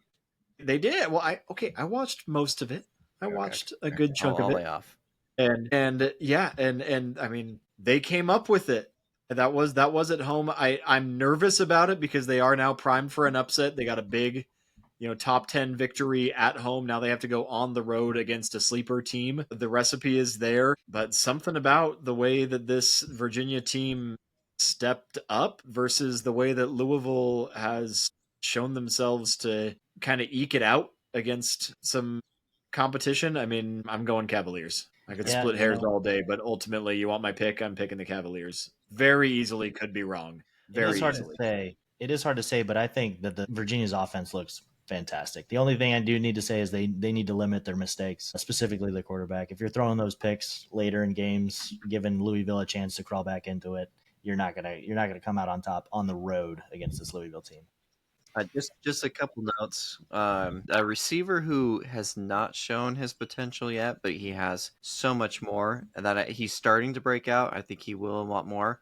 Colin Lacey for Louisville, great player. Isaac Brown, sophomore season, averaging 8.1 yards per carry. They're not utilizing him the way that they should. And it's going to come down to Miller Moss, transfer from USC.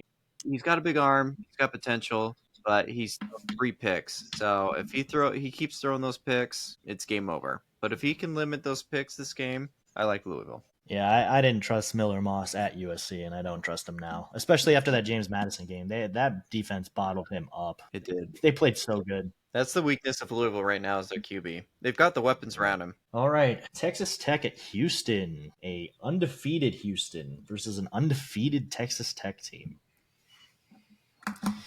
Houston, the Cougs, your fellow Cougs there, Chance.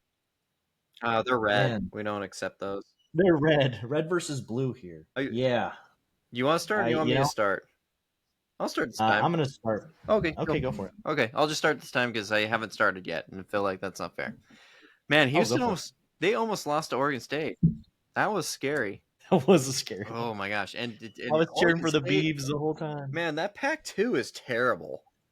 To any team that loses to the Pac-2, you're done. Your season's over. You should forfeit your football team. They also just started off bad and had some bad stuff happen to them.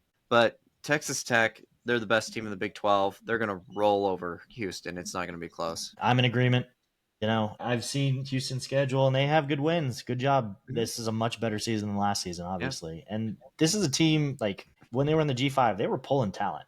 I mean, honestly, LSU's best DB right now, their safety, A.J. Halsey, came from Houston. He's been playing out of his mind, so I think Houston is a solid program. I think that Texas Tech spent the money that they needed this season and that they're just going to be pretty dominant for the most part in the Big 12. I don't think there's many teams that can match up with them right now, and unfortunately, I don't think Houston's going to do it, even though they're at home. So, but maybe they shock me, but I'm picking Tech as well. By the way, Houston, they signed a 5-star QB this last recruitment cycle. Yeah, I saw that. Yeah. So they do recruit well. They do. You guys are going to give me so much crap for it. Wow. Oh my God. No matter what I picked, you guys were going to give me crap for it. But I agree with everything you said. Oh. Texas Tech, hate to say it. I don't believe in them, but like, come on. You don't go from a field goal win. I don't care how many mistakes you made early on in the game in this one. It's Oregon State. You don't play them close and then expect to go in against again, my gripe with Texas Tech is I don't think that they're going to be as good as people are saying. That being said, leagues ahead of Houston. The matchup predictor on ESPN has them at a 75% chance to win this game. I don't know why it's not bigger than that. Any potential for an upset here. I think Texas Tech is too focused. They're too locked in. Texas Tech is absolutely salivating for the back half of their schedule for the remaining big matchups. Texas Tech would have to be, I don't know, cursed to lose this game. So I don't know. I can't see it. Right, Connor? Don't you agree? Hopefully that do you guys have any idea how much I will be laughing if they do lose this game? I will be shouting it I will crawl up on my rooftop and shout to the heavens that Texas Tech is a cursed team if they lose this game. You would have no room to stand on doubting the curse if Houston ends up winning. That is fair. But even I'm not crazy enough to pick them. No, man, if only we were in the timeline where Houston somehow wins the Big 12. I just want to hear Connor's response to that. We're going to play back this and our picks as well and just be like, wow, we're great. We did great. Yeah, I hope that we all look like idiots.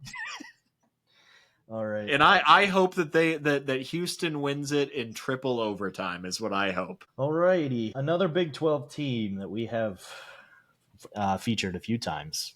Baylor. Syracuse going into Baylor.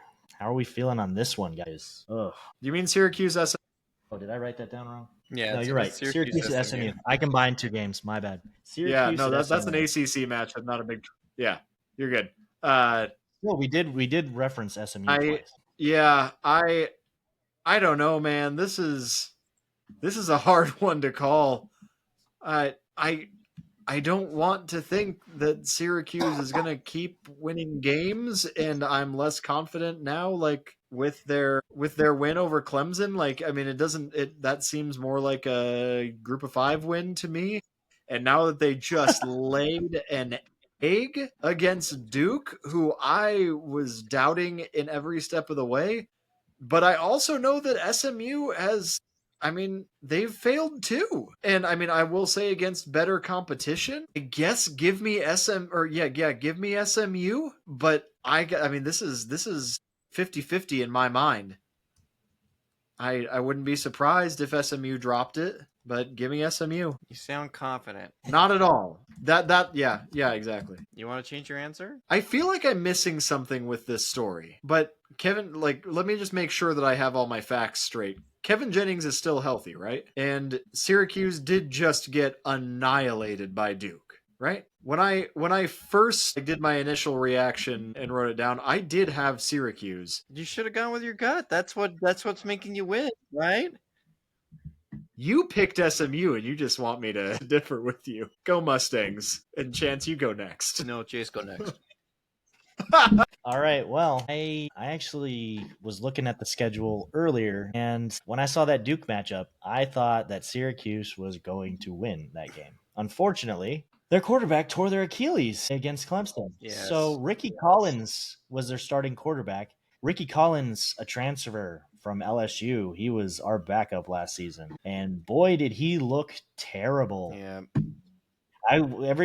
I didn't watch the second half after that because literally neither did their fans. The stadium was empty by halftime. Like everyone was leaving. But I watched Ricky Collins, and every time he threw the ball, I looked at it and I said, I am so glad you transferred. Thank you for saving us that. Wow. I don't know what's going on with that, but I knew that there was something that I was like, hold on, why am I facts? He doesn't even know that the QB is injured. No, I remember that I did read about that, and I think I read about that while I was watching other things, and I'm like, wait, wasn't there something aside from the loss, there was a reason why that there were many reasons, but there was a serious reason. Yeah. Now I'm extra double triple sure that quarterback for Syracuse was. We almost you almost got him. I almost said something and then I was like, wait, I see what you're doing. That's why I wanted. Yeah, no, I knew that there was some reason. I'm like, something. What is it about this team that I'm like? Yeah, God, I'm forgetting something being in the moment. Yeah, that's right. I had completely forgotten. And Joey's out for the rest of the season, by the way. Yeah. That's right. And yeah, I saw that pop up, and I'm like, of all of the football facts that are spinning through my head, I'm like, there was a reason why I backed off of that gut reaction. It's because, no chance without him. Absolutely no chance. Honestly, so like I said, going into earlier in the season, I thought Syracuse was going to do a lot better. I thought they had one of the hardest schedules in the ACC. And then obviously injuries have hurt them. It hurts to say, but I pick SMU. I think Kevin Jennings is awesome. I think he struggled against 2 solid Big 12 teams. Sorry, he didn't even struggle. He performed valiantly, but his defense struggled to stop those teams. So I think SMU is still in it. They haven't lost any ACC games yet. So they could still very much somehow make it to that conference championship and make an impact. So there's a lot more on the table for them than Syracuse. I'm taking SMU. Yeah, give me SMU by like 40. Mustangs by 50. All right. And the last one, the one that I wanted to save for last, the one that I was the most excited for, obviously last week changed the impact as much. Miami goes in to Tallahassee to play Florida State. How are we feeling about that one? That is a classic rivalry, and both teams are good right now. So what do we think? You know what, Chance? Yeah, you haven't gone first many times. You go first. Yeah, I'll go first. Man, I'm so conflicted because I thought this Miami team sucked, and then I was high on them, and then the Florida game happened, but I think I'm still high on them. I still like Miami. There's something about Florida State that doesn't add up to me still. I think they're a solid team. I don't think they're a playoff team, but Miami is. So give me Miami. Florida State is dead to me. One overtime loss and the best player in the nation is dead to you, Tommy Castellanos? No, that game they had no business losing that game. Maybe they'll still get 9 wins this year. I don't care that you walk straight through Alabama. If you're gonna walk straight through Alabama and lose to Virginia, no, you're done. You're out. Go Miami. Not with the way the Canes have been playing. I'm not saying Miami looks like a perfect team. And I'm not saying I'll never pick Florida State again this year. Bye Heisman. Bye playoff hopes. No. Get this straight, Connor. They beat public enemy number 1. They do it. And they slay the dragon. And then one game later, it's just, they're dead to me. You don't lose to Virginia. All right. Not if you're number 8 Florida State. You don't lose to Virginia. That doesn't happen. Statistically it does not happen. That is not acceptable behavior. Wasn't there a year that Virginia made the ACC championship game, like 7 years ago or something like that? Yeah, fairly recently. Yeah, they'll put together a good squad once in a while. But you're Florida State. That's the ACC. Give me a break. No. I'm done. Right. Florida State. You're gonna win a lot of games this year, but when it comes to the big ones, no, you're gonna lose to Miami. You're gonna beat Pitt, Stanford, Wake Forest, probably Clemson, unless some weird thing happens where they resurge at the end of the season like they have been. You're gonna win a lot of games, but not this one, and you're certainly not winning the title. No. Give me Florida State in this one. They'll get to double digits this year, but I'll give you Florida State on this one. Did I say that? I meant Miami. Did I just say that? No, Miami. The U. I hope you're editing, Connor, because otherwise. All right. Cocaine's. The only thing I can say is the only thing we really don't know about Miami right now is how they play on the road. Every one of their games, maybe their week 2 matchup, they've all been at home. USC was in Miami, Florida was in Miami, Notre Dame was in Miami. They've all been in Miami. So it's hard to say how they're gonna play on the road. Chase, get a little closer to the mic. Oh, you're not picking up on what? I could hear you, but it was quiet. Go ahead. How about now? Is that better? Yeah, you're good. All right, let's see. All right, let's start over. All right. The only thing that we don't know about this Miami team is how they play on the road. All of their wins have been at home so far, except I think they had a bye week for that one. So Notre Dame was in Miami, USF was in Miami, and so was Florida. They did struggle against Florida, but I honestly think that's because Florida's defense is a legit defense. It's just unfortunate that our offense is not supporting them. So it would be very Miami of them to go into Florida State and lose and then make us stop believing in them as a top 5 team. So historically, I would go Florida State, wouldn't I? But I was also pretty high on Carson Beck in the offseason, and he has not proved me wrong so far. He struggled a bit in that Florida game, but so does everyone. Florida's got a good defense. I'm taking the Canes as well. So all right. Whoo! Okay, picks are locked. This will be a wild week. I think that's probably the most dissension among the 3 of us we've ever had, as far as not a lot of people are in lockstep this time. This is this is going to be rough for potentially all of us. Probably I don't know. all of us. Yeah, honestly. No, I think that's the most you've deviated, Connor. You've been playing it very safe. This is the first Well. week where I was like, okay, Connor, take some upsets. I'm playing fast and loose with a couple of these, but let's get after it.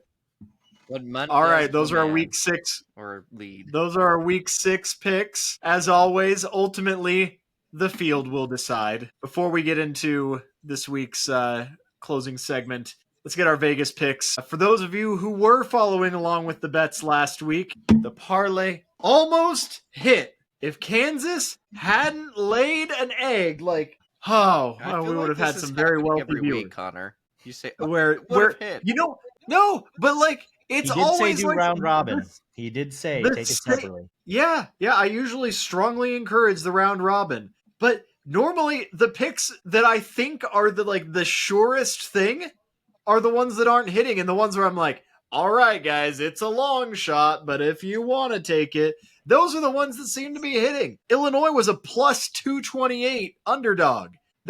So if you bet $10 on that, that's going to pay like $35. You're going to more than triple your money on a bet like that. And they won. But then Kansas minus 228 or minus 225 or whatever it was, meaning that if you bet $10 that you would have made like $14. They lost. Come on. So anyways, if you're doing round robin, you're profitable. If you're just going single stakes, you're still profitable. This week, we got some very narrow margins of picks. I'm putting my money where my mouth is on my pick'ems one more time. We've got Iowa State money line, straight up win. They're a very narrow money line underdog at plus 100, going in and just getting the win. That is not spread. That is just money line for Iowa State. What? Nothing. Great pick. Not the way Chance feels. I picked him in the pick'ems too. I know. Yeah. Maybe I'm wrong. Anyways, get your own segment. You have your own segment. You have your own finance thing. You have your own finance themed segment. I didn't say a thing. Iowa State money line. Illinois beating the spread against Purdue. Okay, I know Illinois has been faltering. The spread against Purdue is 9 points. Anybody else think that's weird? Are they seeing something? I know that was a close game. But 9? No, I think that Illinois wins this game comfortably. I don't know why it's minus 9.5, but hopefully maybe Vegas knows something I don't, but this seems really small for this game. And then I have Virginia beating the spread against Louisville. Louisville currently is favored in that matchup. They're a 7.5 point favorite over Virginia at home. I think Virginia keeps it closer than that. Obviously, I picked them to win it in the pick'em, but I see them keeping it within 7 points, certainly. If they lose, I believe they will lose a close game, a one-possession game. So that adds up for you for a plus 616 parlay. If you're going to parlay all those, as always, I recommend the round robin. $20 would pay out $143. So that's a little over 7 times your money on that. So that is Connor's Vegas picks of the week. Iowa State money line, Illinois beating the spread, and Virginia also beating the spread. We got some gripes. We got some beef. We got some tea. We got some jimmies rustled if we're going back to 2012 with our memes. We got some things to talk about. This AP poll is just nonsense. It has gotten so bad that we are cutting a whole segment so that we can tell you how it is this week. Instead of a top 5 pick, UAP voters have gotten so out of control, so wild, so off the rails, so lazy that it's actually becoming a problem that we're changing the whole structure of our show to explain to you people at home why they're so wrong, and hopefully we can make a case where we can get some real change being made. I'm being a little bit flippant right now, but honestly, it's insanity. Chance, you can't. Why don't you go? Throw it to me. I complain about it every week. You guys got to step all right, up. Chase.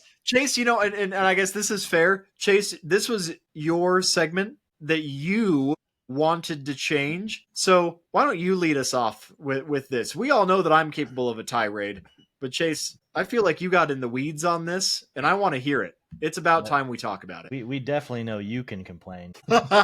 No, this I brought this up this week because, to be honest, normally I'm an AP apologist. I defend them. I say a lot of times they get things pretty solidly. I thought they were okay for the most part. There's a couple things that Chance pointed out to me where I was like, yeah, that's ridiculous and that person should be fired. But normally I'm a little bit with them. However, this week I read basically every rank and was like, how? It starts off really, really quickly and really easily. Why is Ohio State ranked number one? I get it. They're defending national champions, right? Oregon has a better win. It was on the road against a top 10 Penn State team. And we still don't know what Texas is. We still don't. And that was at home in Columbus. I don't think that right now Ohio State should be number one. They very, very well might be the better team. I mean, they beat Oregon last year, but that was last year. Oregon deserves the number one spot over them right now, if we're going to do that. Number 4, I'm okay with the 2 and 3 spot, but number 4, Ole Miss. So we just decided to switch LSU and Ole Miss because of that win, just complete switch them. Yeah, not that Ole Miss isn't an excellent team, but you're telling me they're going to jump 9 spots? Exactly. Other undefeated teams? Exactly, switching with LSU after winning by 5 at home in a game where, like I said, if that pick six didn't get called back, that's a different story. How? If anything, from watching that game, I thought that neither of these teams should be that high. I thought both of them should probably be at 11 or 10, maybe. Like that did not give me hope for either team. Miss at 4 is ridiculous. That is basically like you guys saying we don't want to say that we think LSU's not as good, so we're just going to say that Ole Miss is better. So I don't get that. That made no sense to me whatsoever. Honestly, You're gonna jump Oklahoma, Texas A&M, Indiana, which I will still admit we don't have the full story on Indiana, but they are 5-0, and they have stomped every single person that they've played, including their biggest win only being Illinois, who is up in the air. But like you're just and I'm not saying like taking these one at a time. You're gonna jump all of them for a 5-point victory at home. At home? I like Ole Miss. This is madness. They didn't earn that in the slightest bit. No. So they played good against a very good LSU defense. I'll give them that. They did. However, Arkansas almost beat them. Arkansas took them to the end of the fourth quarter, and we just saw them get dismantled at home by Notre Dame, a team that's 2-2 right now. So there is no justification for Ole Miss being this high. I'm sorry. I think the way I had them ranked, I think I put them at like 8 or 9, maybe 7 at most. But 4 is ridiculous. You literally, that's all they did is they're just like, I'm going to switch these two teams, and now we're done. Like there were some sleeping people voting this week. I don't know. 5 and 6. A&M is ranked under Oklahoma right now. Are we watching these games, guys? Oklahoma's defense is amazing. Yeah. But A&M played the same opponent Oklahoma just played, and they played them better. Oklahoma would have lost that game if not for some questionable officiating to Auburn. And these were both home games. These were both home games for both those teams. Yep. So it was Auburn on the road. It's as clear cut as you can get. The same opponent on the road, back-to-back weeks, same lineup of talent of players. I don't know how you justify Oklahoma being over A&M right now. I mean, you could pretend to say that, Michigan is such a solid win for Oklahoma, but we don't know what Michigan is. They just struggled to beat Nebraska on the road. So I think that's ridiculous that right now you have A&M below Oklahoma. They should be switched. It's not that big of a deal, but they should be switched for sure. Penn State, number 7. This one, I could see them being 7 if you're going to put Oregon at 1, right? If you're going to put Oregon at 1. But you're going to go – somehow you're going to cuck the Ducks out of the number 1 spot, and you're going to keep Penn State ranked that high? What has Penn State showed us that shows they're going to be this good team? They've beaten nobody. They've beaten a ton of nobodies. They've proven that they can't beat high-ranked opponents at home during a whiteout in a night game with the cards stacked in their favor. What has this team shown us that they deserve to be this high? At this point, I would have Indiana over them. Indiana went, and that's my main Yeah, that's my main thing with this ranking is an overtime loss against an extremely good team like Oregon. I'm not going to fault them a lot, but if you think that Indiana, where things stand right now, does not deserve to be at least one spot above Penn State, I'm not even mad about keeping them in the top 10, Penn State. But don't look me in the eye and tell me that Penn State has a better resume than Indiana. I don't care about pedigree. I care about this year. Okay. Can I throw one at you then? What about Texas Tech? Please. Texas Tech also, well, that I'm mad about Ole Miss jumping up there too. I think Texas, personally, I know that I've had my things about Texas Tech, but right now, based on resume, Texas Tech should be above Texas, in my opinion. I agree as well.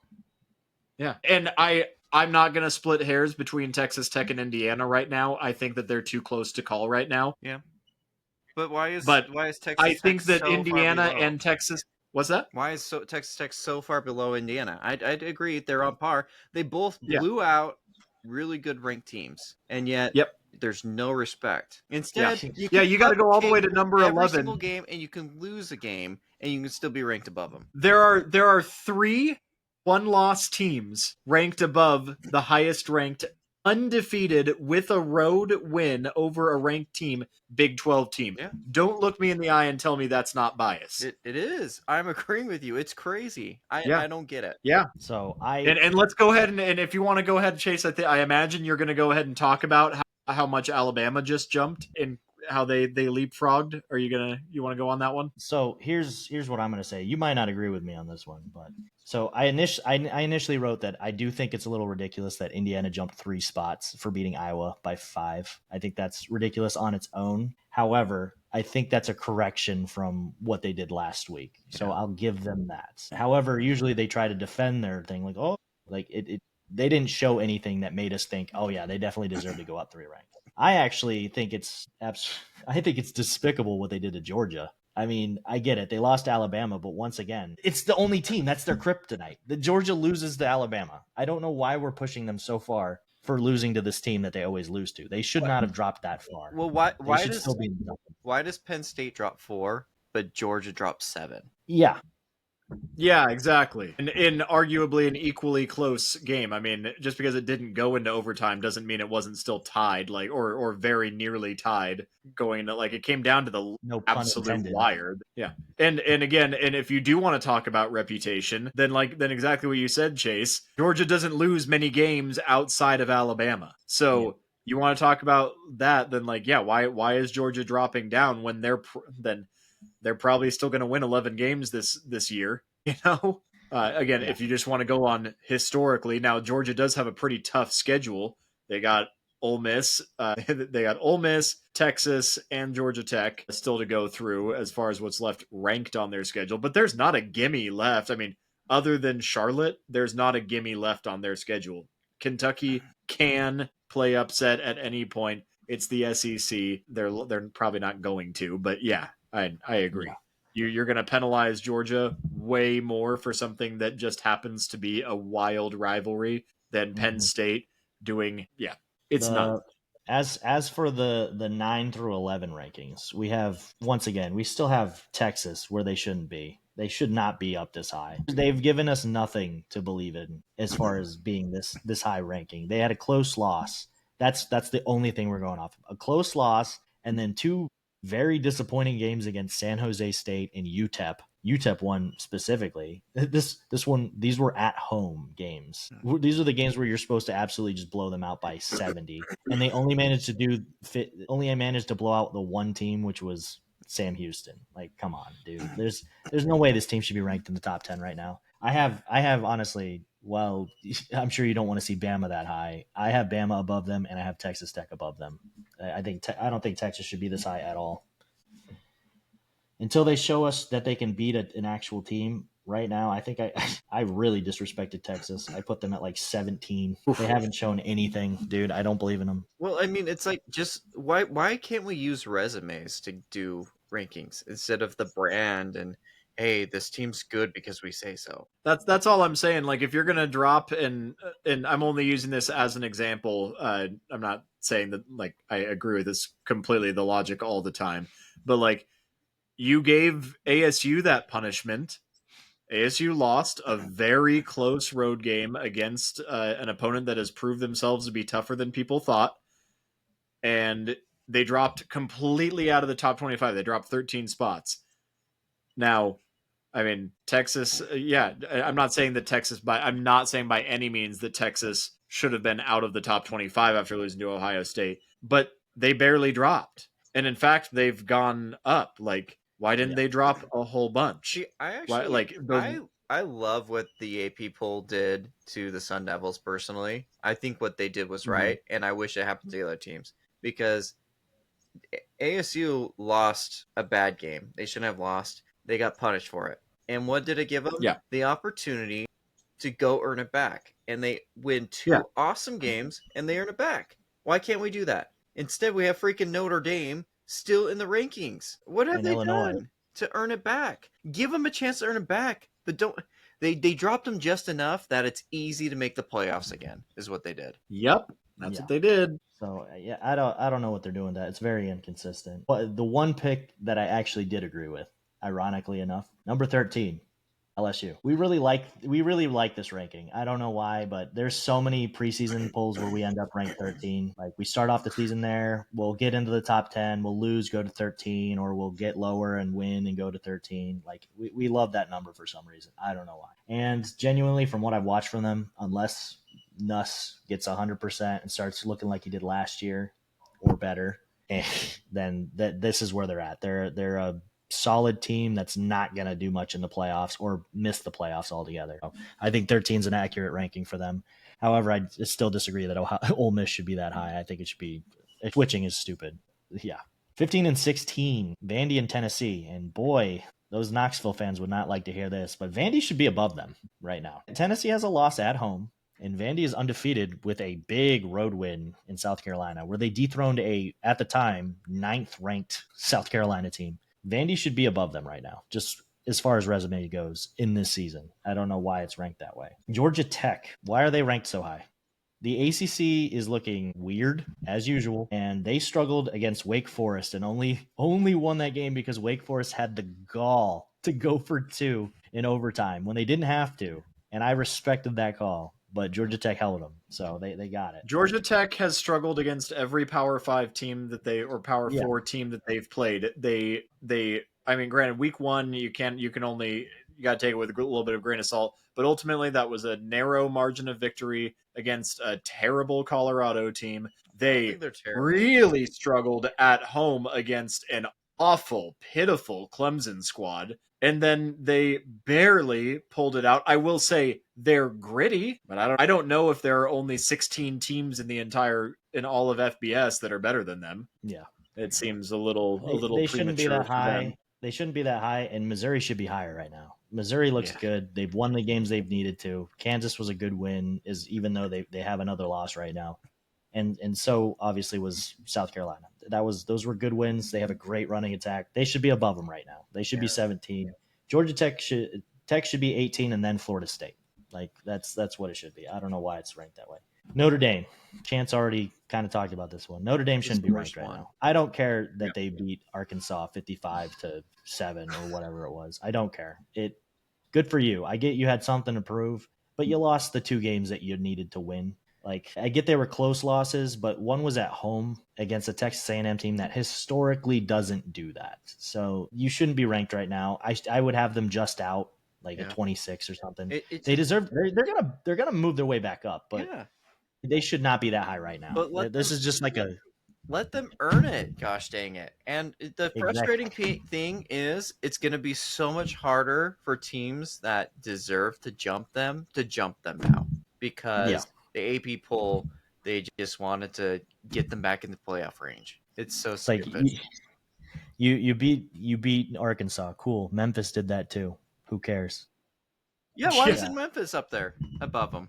Yeah, exactly. Memphis is barely receiving votes. I had Memphis ranked last week because I was like, that's a solid win for them for a G5 team. They should have a chance. Same thing with Illinois. I mean, I know they beat USC. I didn't think USC should be ranked.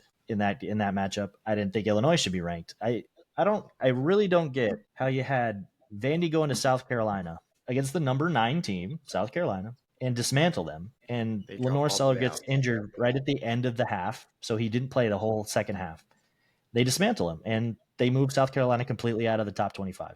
But then Illinois does the same thing. They get dismantled by Indiana by 55 points, and they don't get the same treatment. Like, they dropped, but they didn't drop out. Like, why did they stay ranked? Because they beat Duke? Like, who cares? Why did they stay ranked? That made no sense to me. There's no reason Illinois should be there. And giving them that they beat USC, who was another ranked team, according to them, that should not be helping them. So they shouldn't be ranked at 22 at least. Maybe they're at 25 now, but no, they should not be at 22. I think Chance might agree with me on this one. BYU should be higher right now. I know they haven't played against a lot of competition right now, but they're undefeated. They struggled early against a Colorado team, and they came back and absolutely just destroyed them. So I think BYU should be a bit higher right now. I'm okay with where they're at, to be honest. I mean, they need to prove themselves, so I'm okay with that. I think one of the things is like the disrespect of the preseason AP poll, if you compare it to that, because like last year they ended up being a fringe playoff team, and all that changed was their quarterback. And I guess there's a lot of questions still about it, but it's essentially the same team, if not better, minus that spot. So why are we still doubting or have those doubts? But their resume, I think, has them right where they should, in my opinion. I agree with Chance. Honestly, I'm very comfortable with this ranking. Anywhere 23, 24, 25 for BYU. They're a new team that's really loaded. They have potential, but I think it's more that this ranking is how it should be done, in my opinion. And other teams are not getting the same treatment. They're making BYU, and frankly, they're making all of the Big 12 teams earn it, and they're not applying that to everybody else. Do you know how far BYU has climbed this whole season? They were pre-ranked 26th. And they stayed there until last week. They got 25th, and then they moved to 3rd. Like, they are crawling this team up. At this rate, by the end of the season, if they're 12-0, then they'll be ranked number 14. But I think that's fair for what they've been doing, right? I mean, they haven't really proved that they're that much better to leap up, right? You can leap up a little bit if you play somebody good, right? Or if somebody plays themselves a little bit out. But that's where it should be. It shouldn't be Notre Dame going here to here to here. Like, let's just creep these guys up as they win or lose.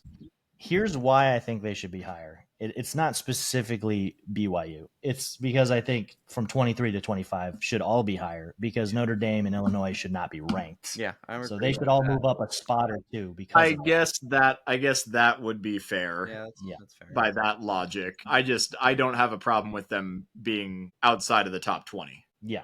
No, that's totally fair. I don't think they should be in the top 20, but I think they should move up a spot or two, because I don't think Notre Dame has earned it, and I don't think Illinois has earned it. So. Yeah, that's by that logic. I do. If I were to pick two teams to replace them, I would probably replace Notre Dame.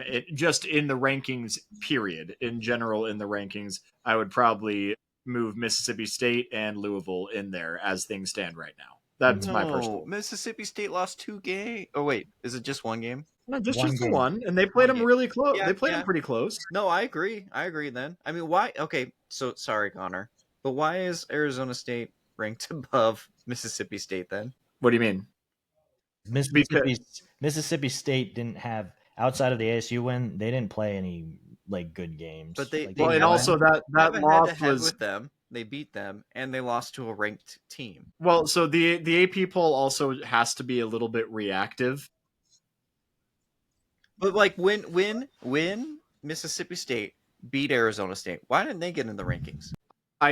They should have. That's what I'm saying. Is I think that Mississippi State should have been ranked higher. I agree that ASU. Well, frankly, I wouldn't even be mad if ASU wasn't still ranked even after a win over a number 24. But now, if they beat Utah, then they absolutely should have been ranked. I mean, being 5-1 with a single 4-point road loss against a team that is obviously competitive in the conference right now, I do think that Mississippi State, I mean, they have a close loss against, they have a close win at home against a top 15 opponent at the time that has continued to play well. And then they have a close home loss against a conference opponent, a top 15 conference opponent.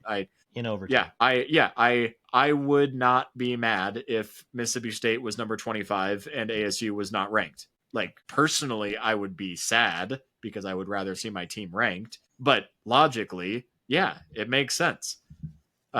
Mississippi State, and that's why I'm saying Mississippi State should be ranked right now instead of either Illinois or Notre Dame. And frankly, I wouldn't be upset if what was the other team that I just said? It was also received probably Louisville. If Louisville was also ranked right now over USF. Didn't USF just lose? So no, they lost to Miami. Is the only loss they had. That's another thing is, so I don't have Mississippi State. Oh, well, sure. Well, yeah, probably USF. Well, no, USF kind of got taken apart by, I mean, they played them close for the first half, but they didn't walk away in great shape after Miami. So in regards to Mississippi State, I wouldn't have them ranked right now because they don't have an SEC win yet. So if they can win an SEC game, then I would give them more benefit of the doubt. However, I would probably put them at like 26, 27. So just out. Like, it's not like I think they're bad. They're 28 now. Yeah, I think that's, accurate. I might have them at like 26, 27, but that's close. Honestly, my 25 team is South Florida. I think they got disrespected so hard by that loss to Miami, and Miami's a great team. That's why I sent that picture to you. It's ridiculous that they got punished so hard, but Illinois didn't. Like, it makes no sense. Yeah. So, Miami's a top 5 team. They get beat by them in Miami, and then they're like, oh, you're not ranked anymore. And if you look Illinois versus USF, they both got blown out, right? But yeah. One had 2 really good wins in Boise State and Florida. I mean, yeah. I don't know. Yeah, and I think ASU should be ranked higher. Obviously, I'm biased in that regard. I think they should be ranked a little bit higher right now, just because I just think the Big 12 is being disrespected right now. I would have Utah ranked right now too. They went into West Virginia and dismantled them on the road. Yeah, but have you seen West Virginia is they're first off not that great of a team, but they are banged up, like really banged up. Utah dismantled them, but West Virginia barely has a football team right now. It's bad. Fair enough. I think they should be slightly ranked is what I have them. So yeah, I think Utah's right about where I would put them. Yep. Well, we got our gripes out. We dished. We gabbed. Well, before that, it does need to change. Just by the way, yeah, go for it. There are some really good AP voters out there. Just putting that out there. Some people who put in the time and they put in the right picks. They do an excellent job. It's just there are some that are not, and we need to find. There's got to be a system that they get out because they're so bad. But there are some really good voters in there. Just putting that out there. Yeah. And for those of you who do care about your job, we see you, we respect you, and we thank you for what you do for the sport and have been doing for the sport since what was the first year of the AP poll, 1936 or something like that, like almost 100 years of the AP poll. The original overall ranking system in college football. And yeah, we are kind of painting with a broad brush, but we're mostly saying this because we believe in you as an organization to make the change that we understand that there's a small minority that is dragging down the average, and we want to see it be what it can be and what it should be and what the players and fans deserve for it to be, which is a merit-based system that shows accurately that maybe you can take a little bit of pedigree into it, but it can't be the main thing. You should be mainly focusing on this season, this resume that you have built, and then factor in as like a 4th or 5th thing, factor, pedigree and like recruit ratings and stuff that would justify them continuing this pedigree, things like that. But right now it feels like there are a lot of voters that don't care about the sport as much as many others do, including some of you voters, and we want to see everyone get a fair shake. Any parting thoughts? This was fun. This was a fun week. Glad we took the time to do that. We'll be back with you next week as always. Week 6. Nearing that halfway point, nearing that turning point. This will be the first week of the season where I will have nothing to talk about in my opening monologue, I suppose. ASU is on a bye week, which means that I'm gonna maintain the amount of gray hairs that I have on my head. That being said, there's still a whole lot of action going around the entire country. We'll be here for every single bit of it. Keep letting us know in the comments. Make sure to follow us on Instagram, YouTube, TikTok, Spotify for the full episodes especially. We so appreciate each and every single one of you, and we can't wait to keep growing and cheering and feeling all the highs and all the lows that college football has to offer. This has been the Concussion Protocol Podcast.